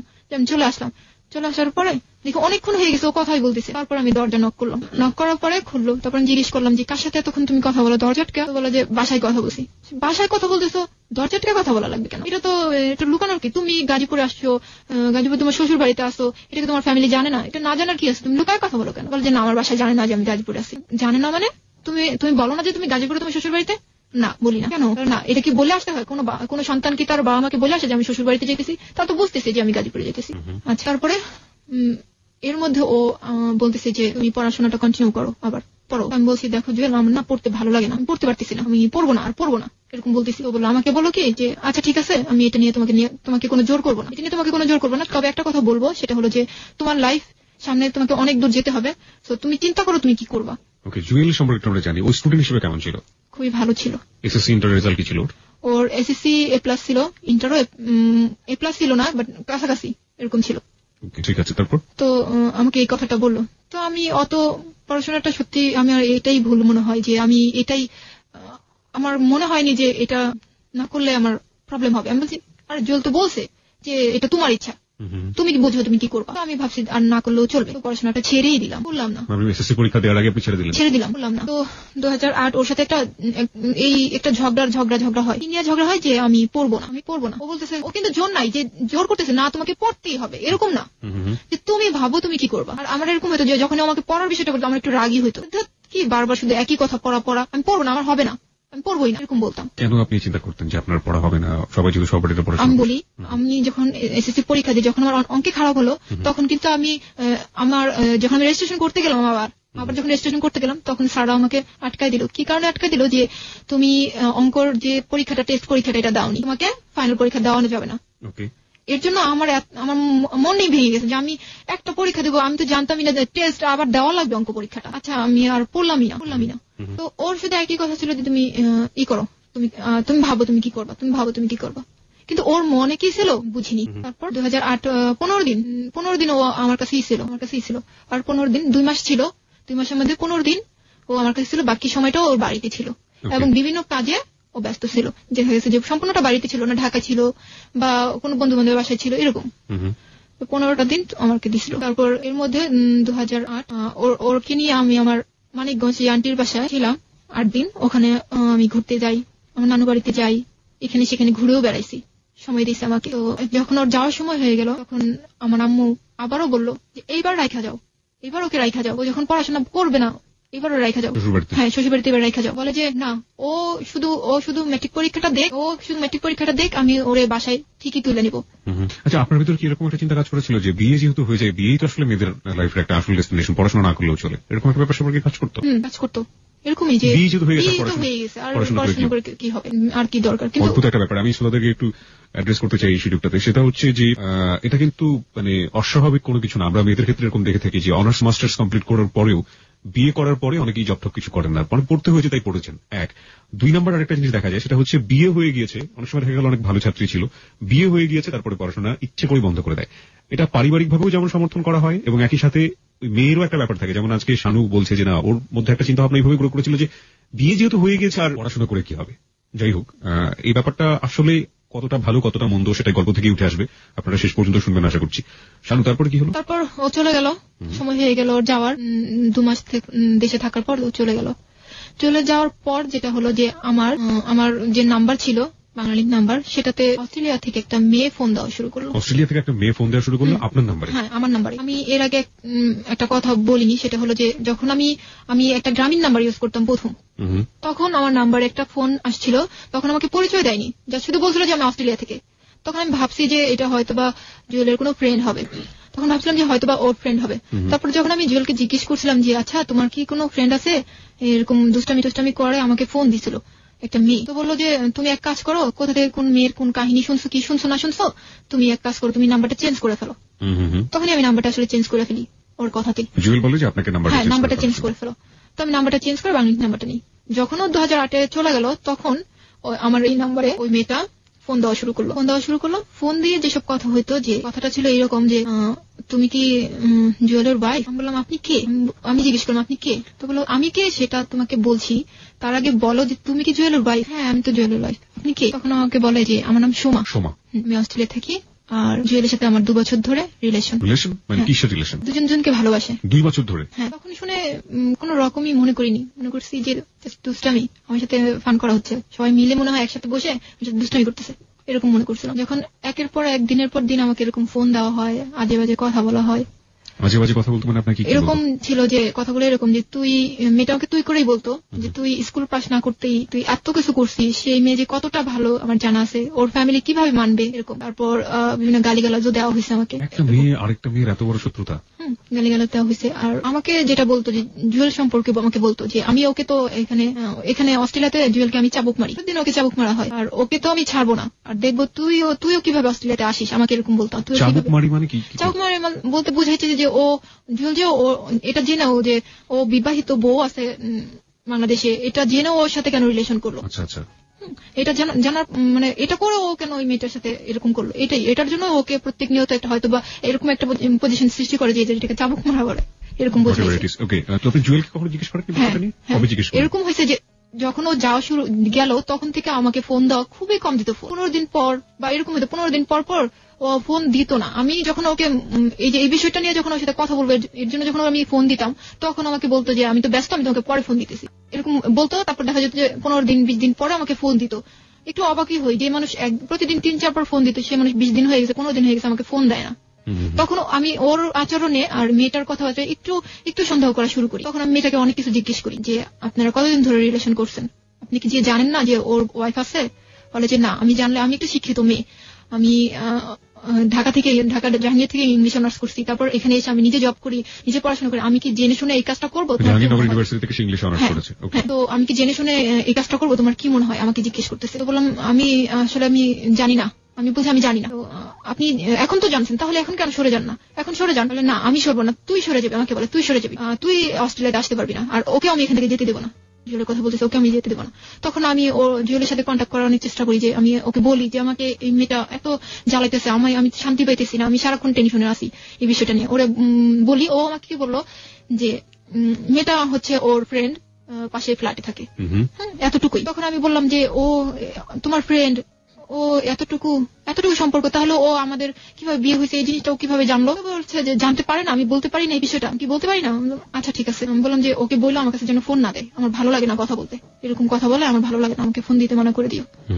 তো বললাম যে আচ্ছা ঠিক আছে। কিন্তু এটা কিন্তু হয়নি, আমাকে রেগুলার ফোন দিত, রেগুলার মেয়েটা আমাকে ফোন দিত, কিন্তু জুয়েল কিন্তু রেগুলার ফোন দেওয়া বন্ধ করে দিল। রেগুলার ফোন দিত, কথাগুলো ঠিক এইরকমই ছিল যে তুই খারাপ মেয়ে, তুই নষ্ট মেয়ে, তোর বাবা মা কিভাবে পারলো, মেয়েকে ছেড়ে দিল, একটা ছেলের পিছনে ঈদ করে দিল, ও জুয়েলকে বল পাইছিস, টাকাওয়ালা পাইছিস, এই সেই মানে যত রকমের হাবি জাবি কথা আছে সব। এগুলো শুনে আমি কিন্তু কোনো উত্তরই দিতে পারিনি। আমি শুধু মেয়েটার কথা শুনে কান্নাকাটি করছি, কোনো উত্তর দিতে পারিনি। আমি শুধু অবাক হয়েছি একটা বিষয়, যে আমি একদিন একটা মেসেজ দিছি জুয়েলকে। সেই মেসেজটা আমাকে জুয়েল রিপ্লাই না করে ওই মেয়েটা আমাকে রিং দিয়ে রিপ্লাই করছে যে তুমি এই মেসেজটা যে পাঠাইছো, জুয়েল তো নাই, জুয়েল তো ওর ফোনটা রেখে কাজে গেছে, এরকম বলছে। আমি তাও বিশ্বাস করিনি, মেয়েটার কথা বিশ্বাস করিনি। আমি কি করছি, ওর পার্সোনাল নাম্বারে ফোন দিছি। ফোন দেওয়ার পর দেখি মেয়েটাই রিসিভ করছে। আমি হ্যালো না বলে মেয়েটার কণ্ঠটা শুনেই আমি লাইনটা কেটে দিছি। তারপর আমি কেটে দেওয়ার পরে যখন আমি আর কোনো মেসেজ, কোনো ফোন, কোনো কিছু দেইনি। তার কিছুক্ষণ পরেই যখন জুয়েল বাসায় ফিরছে, মনে হয় আমি জানি না কেন ও আমাকে ফোন দিছে, হয়তোবা ওই মেয়েটার কাছেই শুনছে যে আমি ফোন দিছি, মেয়েটা রিসিভ করছে, এরকম শোনার পর আমাকে ফোন দিছে হয়তোবা। ফোন দেওয়ার পর যখন ফোন দিছে তখনই আমি সাথে সাথে জিজ্ঞেস করছি, আচ্ছা তুমি আমাকে একটা প্রশ্নের অ্যান্সার দিবা? বলো যে কি? বলছি যে একটা মেয়ে কতটুকু অধিকার দিলে তোমার পার্সোনাল ফোনটা রিসিভ করতে পারে? তখন আমাকে বলে যে আসলে কি, আমার ফোনটা তো আমি রেখে গেছি, ওর একটা ফ্রেন্ড ছিল রেজন নাম, তো বললো যে রেজনকে বলছিলাম ফোনটা নিয়ে আসার জন্য, ও নিয়ে আসেনি, এর মধ্যে দেখছি যে আমার ফোনটা বাজতেছে, তো সুমা রিসিভ করছে, এরকম বোঝাইলো আমাকে। আমি বললাম আচ্ছা রিসিভ করছে ভালো কথা, আমাকে এত বাজে বাজে কথা কেন বলে? তুমি কি কিছু বলবা? তুমি কি আমাকে সত্যিটা বলবা, আসলে কি হয়েছে, সমস্যা কোন জায়গায়, বা তোমার সাথে মেয়েটার কি কোনো রিলেশন, তুমি আমাকে বলো। কিছুই বলে না, যে না আমার মেয়েটার সাথে কিছুই না, মেয়েটার সাথে আমার কিচ্ছু না। যখনই আমি এই কথা তুলি একটা বিষয় খেয়াল করছি যে অনেক বেশি রেগে যায়, কথাটা এড়াই যেতে চায়, বলতে চায় না যে মেয়েটার সাথে ওর কি রিলেশন, বলতে চায় না। কোনোভাবেই আমি জানতে পারি না মেয়েটার সাথে ওর কি সম্পর্ক। তারপর যাই হোক, এরকম করে 1 বছর মেয়েটা আমাকে ফোন দেয়, 1 বছর ওর সাথে মেয়েটার সাথে কন্টিনিউ কথা বলি, এরকম ও আমার বিষয় জানতে পারে, আমি ওর বিষয় জানতে পারি। তারপরে আমি একটা অনুষ্ঠানে যাই, সেখানে হঠাৎ করে মেয়েটা ফোন দেয়, তো আমি মেয়েটার সাথে এত বাজে বাজে কথা বলতেছিল যে আমি ওর সাথে পারতেছিলাম না, কথার অ্যান্সার দিতে পারতেছিলাম না। তখন আমার এক আন্টি ছিল, যে আন্টির কথা আমি বলছি, অ্যাডভোকেট, ওই আন্টি ছিল সাথে আমার। আমি আন্টিকে ফোনটা দিয়ে দিছি, আন্টি দেখেন মেয়েটা আমাকে কি বলতেছে, এত খারাপ কথা বলছে। তো মেয়েটাও গালাগালি করতেছে, আন্টিও অনেক গালাগালি করছে। তার কিছুক্ষণ পর অনুষ্ঠান শেষ করে আমি যখন বাসার দিকে ফিরতেছি, তখন আমি দেখি যে জুয়েলের যে পার্সোনাল নাম্বার আছে ওটা থেকে আমাকে ফোন আসছে। ফোন আসার পর ও আমাকে এই ফোনটা ছিল ওর অনেকদিন পরে, প্রায় 20 দিন কি 25 দিন পর আমাকে ফোনটা দেওয়া। এই ফোনটা দেওয়ার পরে যে আমাকে কথাগুলো খুব খারাপ করে বলতেছিল, জুয়েল, হ্যাঁ খারাপ করে বলতেছিল, এবং তুই করে বলতেছিল। হ্যাঁ ফার্স্ট টাইম আমাকে তুই করে বলতেছিল। আমি ওরে কিছুই বলিনি, কিছুই বলতে পারিনি। আমি শুধু বলছি যে আমি মেয়েটাকে গালাগালি করছি সেটা তোমার লাগছে, আর মেয়েটা যে আমাকে এত কিছু বলছে, আমি যে তোমাকে এতবার বললাম যে মেয়েটা আমাকে এত কিছু বললো, সেটা তোমার একটু লাগলো না? আমি তোমার ওয়াইফ, ও আমাকে এত কিছু বলছে, সেটা আমি তোমাকে বললাম, তুমি সেটা নিয়ে কোনো প্রতিবাদ করলো না, আর মেয়েটাকে আমি বকা দিছি সেটাতে তুমি আমাকে এরকম গালাগালি করতেছো। বলে যে তখনই আমাকে ফার্স্ট বললো যে তুই এখনো পেপারটা হাতে পাস নাই। বললাম যে কিসের পেপার? তো তখনই আমাকে বললো যে পাবি, জলদি তুই একটা পেপার পাবি। সেদিনই কথা বলার পর ওর কথা সহ্য করতে না পেরে আমি এক প্রকার লাইনটা কেটে দিই, কথা বলতে চাই না, বাসায় চলে আসি। সারাক্ষণ একটা টেনশন, কি হইতেছে। আর দেখা যাচ্ছে মিনিটে আমাকে ফোন দিত মেয়েটা, হ্যাঁ একটু পর ফোন দিত। একদিন ফোন দিছে, ফোন দেওয়ার পর দেখি যে আমাকে বলছে যে তোর মেয়েটা বলতে চায় তোর জুয়েল বাবার সাথে কথা বলিস না এখন, এরকম বলতেছে। এখন আমিও বলছি যে যদি তোর সাহস থাকে তাহলে তুই তোর জুয়েল বাবাকে ফোনটা দে, এরকম বলছি আমি। তো ফোনটা না দিয়ে দুজন ওই ফোনটা কাটিনি, নাই কেটে ওরা দুজন ওখানে ঝগড়া করতেছে, আমি শুনতেছি, দুজনেই খুব ঝগড়া করতেছে, তুই তোমার এই করে কথা বলতেছে, আমি এগুলো শুনতেছি। তখন আমি আবার রিপিট করেন ওই জায়গাটা, দুজন ঝগড়া করতেছে। হ্যাঁ, দুজন ঝগড়া করতেছে, ফোনটা কিন্তু কাটিনি, আমি শুনতেছি এই পাশ থেকে যে ওরা ঝগড়া করতেছে এবং দুজনে তুই তুই করে কথা বলতেছে, আমি শুনতেছি। তখন আমি বুঝতে পারলাম যে ওরা একসাথেই থাকে এবং একসাথে ওরা বসবাস করতেছে, ওদের মধ্যে অবশ্যই কোনো রিলেশন আছে। তখন আমি বুঝতে পারছি। তারপর আমি ওদের ফোনটা কেটে বাসায় আসি, বাইরে ছিলাম আমি, বাসায় এসে তারপর আমি আম্মুকে সেদিন আমি সব বলছি, আম্মু আমাকে এই মেয়েটা আমাকে ফোন দেয় এবং এগুলো কথা বলে। তো আমার আম্মু বলে তুমি জুয়েলকে বলছো? বলছি, জুয়েল আমার সাথে এই করতেছে, জুয়েল আমাকে এই ভাষায় কথা বলছে, আমাকে এই গালিটা দিছে, এরকম বলছি। তখন আমার মা ওর সাথে কথা বলার জন্য অনেক চেষ্টা করছে, কিন্তু যখনই আমি ফোন দেই ও তো ফোন দেওয়া বন্ধই করে দিছে, ও টোটালি ফোন বন্ধ করে দিছে যে আমাকে আমার ফোন দিবেই না। আমি অনেক চেষ্টা করছি ওর সাথে কথা বলার জন্য, অনেক ফোন দিছি, দেওয়ার পর ও ফোন রিসিভ করলে ও যখনই দেখে যে আমার ভয়েসটা তখনই ও লাইন কেটে দেয়, যখনই আমার ভয়েসটা শুনে তখনই ও লাইনটা কেটে দেয়। তারপর আমার কিছুতেই যোগাযোগ করতে পারি না, না আমার বাবা মার সাথে কথা বলে দিতে পারতেছি, না আমার সাথে কথা বলে। আমি জানতেই পারলাম না যে কেন ও এরকম করতেছে, ও আমাকে সরাসরি কেন বলে না, কিছুই না বলতেছে মেয়েটার সাথে রিলেশন আছে, না আমাকে কিছু বলতেছে, মেয়েটাকে দিয়ে আমাকে গালাগালি করতেছে, আর মেয়েটা যখন বলতেছে তখন ও আমাকে রিং করে গালাগালি করতেছে। এই অবস্থা চলতেছে 2009 সাল নভেম্বরের 23 তারিখ আমি একটা পেপার হাতে পাই। পেপারটা ছিল এরকম যে স্বামী কর্তৃক তালাকের নোটিশ। পেপারটা আমার সামনে রয়েছে, আমি একটু আমাদের শ্রোতাদেরকে পড়ে শোনাতে চাই। 2009 সালে কত সালে পেয়েছিলেন এটা? 2009 সালের কত তারিখ? নভেম্বরের 23। 1961 ইংরেজি সালের মুসলিম পারিবারিক আইন এর 7-এর 1 ধারা মতে স্বামী কর্তৃক তালাকের নোটিশ। জনাবাদ, যথাযথ সম্মানপূর্বক আমি নিম্ন স্বাক্ষরকারী, আপনার হাজবেন্ডের নাম, তার পিতার নাম এবং তার গ্রাম ঠিকানা, তারপরে হলো এখানে care of professor Habiba Begum. উনি ওনার বাড়িতেই ওনারা মানে ভাড়া থাকে, ওনার কেয়ার অফ দেওয়া আছে ওনাকে। আর এখানে যেটা আছে যে নিকাহনামা, আপনাদের বিয়ে হয়েছিল 2002 তারিখে। না, এটা ও এখানে একটা কথা আছে যে ও বিয়ের তারিখটা ঠিক মতো লিখতে পারে না। এখানে যে কাজটা হয়েছে, ও যে তারিখটা দিচ্ছে তালাকের তারিখটা, সেটা হচ্ছে 2008-এ যখন ও দেশে আসছে, যখন ও এখান থেকে যায় সেই তারিখটা কিন্তু ও দিয়ে তালাকটা পাঠাইছে, কিন্তু পেপারটা কিন্তু আমি টানা 1 বছর পর পাইছি। আচ্ছা, তার মানে ও দেশে এসে যখন আপনার সাথে ভালো ব্যবহার করেছে তখন কিন্তু ওই পেপারটা ও সাইন করছে, মানে ও দেখাইছে যে ওই তারিখে যাওয়ার সময় আমি এই তালাকটা দিয়ে গেছি। এখানে যে রেজিস্টার অফিসের আমি সিল সাপোর্টটা পাচ্ছি সেটা হচ্ছে ডেমারিয়া থানা, কেরানীগঞ্জ জেলা। কেরানীগঞ্জ থেকেও জিনিসটা করেছে। কেরানীগঞ্জে কি আপনার জানা মতে? না, আমার জানা মতে ওখানে আমি কাউকে চিনি না বা ওর কেউ আছে আমার মনে হয় না। ওকে, তাহলে সালটা মানে ডেটটা পিছনে দিয়ে সে কাজটা করেছে। আপনার নাম আছে এখানে এবং আপনার বাসার অ্যাড্রেস, তারপরে লিখেছে বিবাহ পর হইতে আপনার কারণ যেটি লিখেছে, উক্ত স্ত্রী স্বামীকে মানসিকভাবে নির্যাতন করে, টাকা পয়সা দাবি করে, মনের অমিল বনিবানা হয় না। তারপরে লিখেছে যাহা শরীয়তের সম্পূর্ণ পরিপন্থী বিধায় অদ্য 27/1/2009 ইংরেজি তারিখে আমি নিম্ন স্বাক্ষরকারী স্বেচ্ছায় সজ্ঞানে সুস্থ মস্তিষ্কে অন্যের বিনা প্ররোচনায় আপনার নাম 1 তালাকে বায়েন করিয়া বিবাহ বন্ধন ছিন্ন করিলাম। তারপরে মর্মতকরণ হলো, বিবেদক হচ্ছে আপনার হাজবেন্ডের নাম, ওর সাইন তো না এখানে, মোহাম্মদ আব্দুল্লাহ আল কাউসার, এটা কি ওর সাইন? না, এটা আমার মনে হয় না যে ওর হাতের লেখা। নিবেদক মোহাম্মদ আব্দুল্লাহ আল কাউসার। আপনার বিবাহের কাবিননামাটা কই? এখানে আছে। আপনার বিবাহের কাবিননামায় ওর হাতের সাইনটা কই? এখানে তো এখানে না, এখানে আপনাদের দুজনের সাইনই তো অবশ্যই নিশ্চয়ই থাকবে। এই যে আব্দুল্লাহ আল কাউসার, রাইট? ওকে, আমি আমার শ্রোতাদেরকে বলছি, আমি আমার নিজের 2 চোখ দিয়ে যেটা দেখতে পাচ্ছি সেখানে যেটা মনে হচ্ছে আমার কাছে যে ইয়েস, এই সাইনটা তো নিজে করেছিল, রাইট? হ্যাঁ, এটাও নিজে করছে। আপনি কি 2 বছরে বুঝতে পেরেছেন যে এই দুজনের সাইন একরকম না? একরকম না। আমি পেপারটা হাতে পাওয়ার পরেই বুঝতে পারছি যে এটা ওর সাইন না। এবং এখানে যেটা মজার বিষয় হচ্ছে যে কাবিননামাতে যে সাইনটা আছে আব্দুল্লাহ আল কাউসার, সেখানে আব্দুল্লাহ বানানটা হচ্ছে ঠিক আছে, এখানেও ঠিক আছে, আল ঠিক আছে, আব্দুল্লাহর পরে উনি কোনো হাইফেন ইউজ করেননি, ওখানে আলের পরে কোনো হাইফেন নাই, এখানে হাইফেন ইউজ করা হয়েছে। কাউসার বানানে ও লিখেছে কয় আকার রস্যু মূর্ধন্য শয় আকার আর বয়শূন্য র, কিন্তু তালাক নামাতে দেখলাম কাউসার বানানে লেখা হয়েছে কয় আকার ও, এখানে রস্যুটা নেই এবং হাতের লেখার মধ্যে কোনো মিল নেই। তার মানে এটা আপনার হাজবেন্ডের সাইন না, কিন্তু আপনার হাজবেন্ড যে কোনো কাউকে দিয়ে এই কাজটি করিয়েছে। এবং এখানে কেরানীগঞ্জ থানার সিলসাপুর সরকারি অফিসারে যেটা থাকার কথা সেটা এখানে আছে। কি স্টোরির মুখোমুখি হয়েছে বাবা আজকে। ওকে, তারপরে এটা পাওয়ার পরে কি হলো, কি করলেন? এটা পাওয়ার পরে আমি তো যখন হাতে পাই তখন তো মানে হয়ে গেছে, একদমই শক্ত হয়ে গেছি। কি করব কিছুই বুঝতে পারিনি। ওর সাথে যোগাযোগের অনেক চেষ্টা করছি, ওর ফ্যামিলিতে যোগাযোগের চেষ্টা করলাম। ওর ফ্যামিলিতে কি হয়েছে যে ওর বাবা মার সাথে আমাকে কথা বলতে দেয় না। আমি যে নাম্বারটায় ফোন দিতাম সেই নাম্বারটা ব্যবহার করতো ওর ভাই, ওর বড় ভাই। ওর ভাইকে যখন আমি ফোন দিলাম, আমি তখন বললাম যে আমাকে একটু মাকে দেন, আমি একটু কথা বলবো, আমার সাথে একটু কথা আছে। তখন বললো যে যা বলার তুমি আমার সাথেই বলো। বড় ভাইটা বললো যা বলার তুমি আমার সাথেই বলো। আমি বললাম যে আপনার ভাই এরকম করার মানে কি, মানে তার সাথে তো আমার কিছুই হয়নি, না ঝগড়াঝাটি কিছুই হয়নি, তাহলে হঠাৎ করে পেপার পাঠায় দিল আমি তো কিছুই বুঝলাম না কি হয়েছে, আপনাদের সাথে কি কিছু বলছে বা আপনারা কি জানেন, এরকম জিজ্ঞেস করলাম। তো ভাইয়ের অ্যান্সারটা ছিল এরকম যে তোমরা জানো যে তোমাদের মাঝে কি হয়েছে সেটা তোমরা জানো, আমরা জানি না, এরকম অ্যান্সার। তারপর আমি অনেকবার অনেক নাম্বারে ফোন দিয়ে আমার শাশুড়ির সাথে কথা বলতে চাইছি, কিন্তু আমার শাশুড়িকে আমি পাইনি। তার সাথে আমার একবার কথা হয়েছিল, সেটা হলো যে আমি একবারই কথা বলছি, সেদিনই সে আমাকে বলছিল যে আমি এই মেয়েকেই ঘরে তুলবো, এরকম একটা কথা আমাকে বলছিল। সেই কথাটাই আমি বলতে চাইছিলাম যে মা আপনি তো এই কথাটা আমাকে বলছিলেন, তাহলে কেন, কি কারণে আমাকে এই পেপারটা আমাকে পাঠানো হলো? এই পেপারটা তো মানে আপনাদের জানাই করা হয়েছে, কখনোই ওনাদের সাথে যোগাযোগ করতে পারিনি।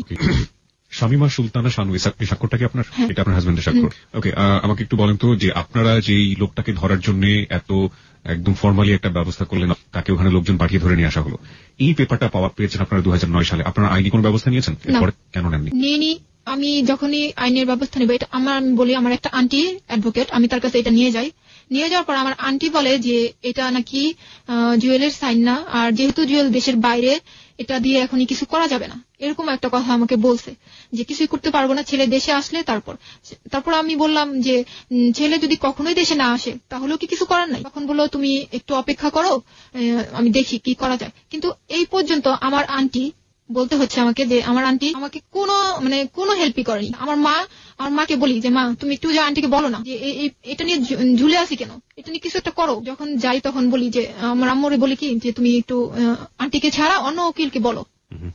যখনই যায় বা কারো কাছে আলাপ করে তখনই গাদা টাকা চায়। আর আমি একবারই তো বললাম যে আমার ফ্যামিলিতে ওরকম কোনো নাই। আর একটা কথা যে আমি প্রচন্ড ভয় পাই, যেটা যে আমার সাথে যখন জুয়েলের কথা হয়েছে, আমি ইদানিং এর কথা বলবো, 2 সপ্তাহ আগের কথা, যে 2 সপ্তাহ আগে যখন আমি কথা বলছি ওর সাথে, তখন এরকম ছিল যে আমি একটা নতুন একটা সিম নিই, নেওয়ার পরে ওটা থেকে আমি একটা মেসেজ দিই ওকে। মেসেজটা ছিল এরকম, কেমন আছো, তুমি আমাকে চেনো, এরকম একটা মেসেজ ছিল। ও এই মেসেজটা পাওয়ার সাথে তো আমার ওই নতুন নাম্বারে ফোন দিই। তারপর তখন আমি ওর সাথে কথা বলে আমি জানতে পারি যে আমি যদি কোনো আইনি কাজে যাই তাহলে ও আমাকে ফাঁসাবে, মানে ও আমার নামে উল্টা কেস করবে, এরকম ভয়ভীতি আমাকে দেখাচ্ছে। আমাকে বলে তুমি ঝামেলা করবো, আমি ঝামেলা করবো, তুমি নর্মালি থাকবো, আমিও নর্মালি থাকবো।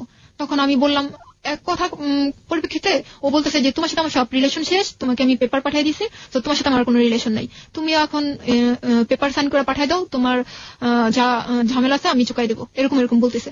তখন আমি বললাম যে পেপার সাইন করে পাঠিয়ে দিব, পেপারে তো আপনি সাইন করেননি, তাহলে আমি কিসের পেপারে সাইন করবো? তখন বলছে না আমি পেপার পাঠিয়েছি, আমি সাইন করছি, এরকম কথা বলছে, আমি সাইন করছি। তো আমি বললাম ঠিক আছে, পেপার তো সাইন করে পাঠিয়ে দিয়েছেন, ঠিক আছে সামনে দেখি আমি কি করতে পারি, এরকম। যখন এই কথাটা বলছি সাথে সাথে আমাকে বলে কি তুই করে যে তুই আমার মা বাবাকে আমার মা বাবার যদি কোনো ক্ষতি করিস, তুই 50,000 টাকা খরচ করবি, আমি 50 লাখ টাকা খরচ করবো, কিন্তু আমার বাবা মার কিছু হতে দেবো না, এরকম। আর তুই যদি কিছু না করিস আমিও তোর কিছু করবো না। তুই আমার কাছ থেকে অনেক টাকা পয়সা নিছিস, আমাকে বলে তুই আমার কাছে অনেক টাকা পয়সা নিছিস, আমি উল্টা তোর নামে কেস করে দেবো। শুধু আমি জানি না, আমি ভয়ই সামনে আগাইনি যে আমি যদি এখন কিছু করতে যাই দেখা যাবে যে আমি ওর সাথে পারবো না, কারণ ওর এখন অনেক টাকা পয়সা আর আমার কিছুই নাই, আমার কাছে কিছুই নাই যে আমি সামনে আগাবো। ওকে, এই তো আপনার গল্প, তাই না? আর কিছু বলার আছে? আর কিছু বলতে চান আপনি? আর কি বলবো, আমার এখানে আরেকটা কথা আছে যে ভাইয়া ও হচ্ছে আমাকে জিজ্ঞেস করছিল যে তুমি কি চাও, তুমি এখন কি চাও। আমি যখন মেসেজটা দিছি তখন আমাকে ফোন দিয়ে বলছিল যে তুমি এখন কি চাও। আমি বলছি যে আমি কি চাই সেটা না, আমি কি চাই সেটা তো আপনি জানেন যে আমি কি চাই, তুমি কি আমার সাথে সংসার করবা? আপনি কি সংসার, আপনি যদি এটা চিন্তা করতেন যে আমি সংসার করবো তাহলে তো আপনি পেপারটা পাঠাইতেন না, তাহলে আপনি আমার সাথে ডিসকাস করতেন যে শানু তুমি কেন পড়াশোনাটা করো নাই, তুমি পড়াশোনা করো, তাহলে আমি তোমার সাথে সংসার করবো। আপনি কখনোই আমাকে বলেননি, কখন আপনার জোর ছিল না। আজকে আমি এগুলো বলছি, ওকে বলছি যে আপনি আজকে আমার সাথে সবার স্বীকার করতেছেন যে আপনি আমার সাথে এটা করেননি, এটা করছেন, এটা করেননি। আচ্ছা, আপনাকে যে তালাকনামাটা পাঠিয়েছে, আপনার এখানে কাবিনে উল্লেখ করা আছে 5 লাখ টাকা হচ্ছে আপনার কাবিন নামায়, তার কোনো টাকা কি ও আপনাকে দিয়েছে? না, দেয়নি। তালাকনামার একটা মজার বিষয়, আমি আসলে এটা প্রথম দেখছি আমার জীবনে। এখানে তালাকনামা এগ্রি করার যদি কোনো ব্যাপার থেকে থাকে তাহলে তালাকনামায় যার নামে তালাক দেওয়া হলো তারও একটা স্বাক্ষর করার বোধহয় কোনো একটা ব্যবস্থা থাকা উচিত ছিল, কিন্তু এখানে কোনো সেরকম কোনো জায়গাও নেই। আমার এই গল্পটা শোনার পরে আমার বেশ কয়েকটা প্রশ্ন আমার মাথার মধ্যে এসছে। প্রথমত হচ্ছে যে শানুর যখন জীবনে এই ঘটনাটা ঘটেছিল তখন সে ক্লাস 8-এ পড়ে, এবং এই ঘটনা ওইরকম সময়ে ঘটে যাওয়ার যে ব্যাপারটা সেটা ঠেকানো সম্ভব ছিল যদি পরিবারে সবসময় বাবা না থাকলে, বাবা থাকে না সাধারণত আমাদের বাংলাদেশের মতো সোসাইটিতে আমরা দেখি যে বাবাই কাজ করেন, মা ঘর সামলান। তো আমি একটা জিনিস দেখতে পেয়েছি যে বাবা থাকেন না এবং মাও থাকেন না, ওই সময় ঘটনাটা ঘটে গিয়েছে। শানুর পক্ষে ব্যাপারটা আসলে আকস্মিকই বলা যায়, কিন্তু যে ছেলের দ্বারাই ঘটনাটা হলো, শানুর বর জুয়েল, তখন তার বয়স কিন্তু 18 বছর, মানে সে কোয়াইট ম্যাচিউর, অনেকটাই ম্যাচিউর। 1, 2 নম্বর যেটা হচ্ছে সেটা হচ্ছে শানুর বয়স যখন 14 বছর এবং সামাজিক ভাবে যাতে হেয় প্রতিপন্ন না হন, এবং শানুর বরের বয়স যখন 18 বছরের মতো, সেই সময়ে তাদেরকে সামাজিকভাবে হেয় প্রতিপন্ন না করার জন্য এমন একটি কাজ করা হলো, মানে জোর করে বিয়ে দিয়ে দেওয়ার যে ব্যাপারটা, ধরে নিয়ে এসে বিয়ে করে দেওয়া, এটার আসলেই কি সারা জীবনের জন্য কোনো সমাধান ছিল? আমরা গ্রামে এক সময় দেখতাম যে গ্রামে এরকম গল্প আমরা শুনেছি, হ্যালো 8920 আমরা এরকম অনেক গল্প পেয়েছি, ছেলে মেয়ে কোনো রকম এদিক ওদিক হয়েছে তো ধরে জোর করে বিয়ে দিয়ে দাও। এরা তো মোটামুটি এডুকেটেড ছিল এবং এমন একটি জায়গায় ঘটনাটি ঘটেছে যেখানে অনেক শিক্ষিত মানুষ, তাহলে একই রকম ঘটনার পুনরাবৃত্তি কেন হলো? যদি বিয়েটা বেবির জন্যই হয়ে থাকে, মানে যে বেবিটা কনসিভ করার জন্য হয়েছে, তাহলে বিয়ের পরে সেই বেবিটাকে মেরে ফেলতেই বা দেওয়া হলো কেন? আমার মাথার মধ্যে এরকম হাজারো প্রশ্ন। এবং মজার বিষয় হচ্ছে যে আমাদের রাষ্ট্রীয় যে প্রতিষ্ঠানগুলো রয়েছে, সেই প্রতিষ্ঠানগুলো কি চোখ নাক মুখ কান বন্ধ করে এরকম ঘটনাকে প্রশ্রয় দিচ্ছে না? কারণটা হচ্ছে এখানে নিকাহনামা যেটা আছে সেখানে কিন্তু ওদের বয়সটাকে হাইড করা হয়েছে, গোপন করা হয়েছে। দেখুন এখানে বয়স উল্লেখ করা হয়েছে, বরের বয়স 21 বছর, যেটা কোনোভাবেই শানুর কথা শুনে বোঝা যায় তার বয়স কোনোভাবেই 21 ছিল না, এবং শানু তো নিজেই স্বীকার করেছে শানুর বয়স এখানে উল্লেখ করা হয়েছে 18 বছর। আসলে তখন আমার বয়স ছিল 14 বছর, যেটা শানু এখন নিজে স্বীকার করছেন। তাহলে এরকম কাজ একটা রাষ্ট্রীয় প্রতিষ্ঠান কিভাবে করেন, এটা আমার কাছে আমার দিক থেকে আমার প্রশ্ন। আরেকটা জিনিস যেটা, সেটা হচ্ছে যে শানুর পড়াশোনাটা না করা, যেটা আমি মাঝখানে একবার বলেছি যে প্রত্যেকটা মেয়ে, আমাদের সমাজে এরকম অসংখ্য মেয়ে পাওয়া যাবে যারা অনেক ভালো রেজাল্ট করার পর আমরা দেখি যে ওই সময়টা শেষ হয়ে যান, এবং যেটার ফলাফল যে আসলেই কত ভয়াবহ হতে পারে তার রেজাল্ট হচ্ছে শানু। শানুর বয়স এখন 23, শানু যখন এসএসসি পরীক্ষা দেয় 16, তার মানে শানু যদি আজকে পড়াশোনা করতো তাহলে সে অনার্স কমপ্লিট করে মাস্টার্সের দিকে এগোতো। এরকম একটা সময়ে একটা মেয়ে নিজের পায়ে দাঁড়ানোর জন্য অনেক কিছুই করতে পারে, একটা চাকরির খোঁজ করতে পারে, যে কোনো কিছু করতে পারে। কিন্তু শানু তো, আপনি কি এসএসসি পাস করেছেন? না। আপনি এসএসসি পাসও করেননি, শানু এখন কোনো একটা জায়গায় দাঁড়াতেও পারবে না। So tell me, what is the solution? সমাধানটা আসলে কি হতে পারে? ও যেটা বলছে যে ওর হাজবেন্ডের জন্য, হাজবেন্ডের অনেক টাকা আছে। আমরা জানি যে নারীদের ক্ষেত্রে আমরা রাষ্ট্রের দিক থেকে অনেক ব্যবস্থা নিয়েছি, নারীরা চাইলেই এখন অনেক কিছু করতে পারেন, কিন্তু যেখানে এত বড় গলদ থেকে যাচ্ছে, শুরুতেই তো ভুল একটা করেছে আমাদের রাষ্ট্রীয় প্রতিষ্ঠান। কেন 14 বছর একটা মেয়েকে 18 বছর বানানো হলো? সামাজিকতা রক্ষা করার জন্য যদি তার বাবার এই কাজটা করে থাকেন, শেষ পর্যন্ত কি সেই সামাজিকতা রক্ষা করতে পেরেছেন? সেই কোয়ার্টারে তো থাকতে পারেনি, সেখান থেকে বের হয়ে যেতে হয়েছে। তাহলে নিজের ভাই 2 বছর তার সাথে কথা বলেনি, সমাধান আসলে কি হতে পারে? টাকা দিয়ে যদি লড়ে যান সেই ছেলেটি, এবং দেশের বাইরে আছেন, তাকে কিভাবে ধরে নিয়ে আসা হবে? সবকিছু মিলিয়ে একটা অনেক বড় জটিলতা, এবং এই জটিলতায় দাঁড়িয়ে আসলেই কোনো অ্যাডভাইস বা কোনো উপদেশ দেওয়া যায় কিনা আমি জানি না। আমি শুধু শানুকে ফিল করেছি, শানুর গল্পটাকে অনুভব করার চেষ্টা করেছি, বাকিটুকু আপনাদের হাতে ছেড়ে দিলাম। আপনারা প্রত্যেকের জায়গা থেকে অনুভব করুন এখানে ভুল আসলে কার। এই গল্পটা শোনার পরে অনেকেই অনেক রকমের উপদেশ দিয়ে পাঠাবেন শানুর জন্য, যেটা সবসময় বিভিন্ন গল্পে হয়ে থাকে, কিন্তু এই উপদেশগুলো আসলে না প্রতি সপ্তাহে হারিয়ে যায়। এগুলো আসলে কি জীবনের কোনো সমাধান করছে? তবে হ্যালো 8920 গল্পের সার্থকতা সেখানেই, যদি একটা গল্প শোনার পর মানুষ এরকম কোনো কাজ করতে গিয়ে যদি শানুকে মাথায় রেখে সেই কাজটা থেকে বিরত থাকে, তাহলেই মূলত হ্যালো 8920 সার্থকতা। আমরা আজকে শানুর গল্পটা এখানেই শেষ করছি, একটু পরেই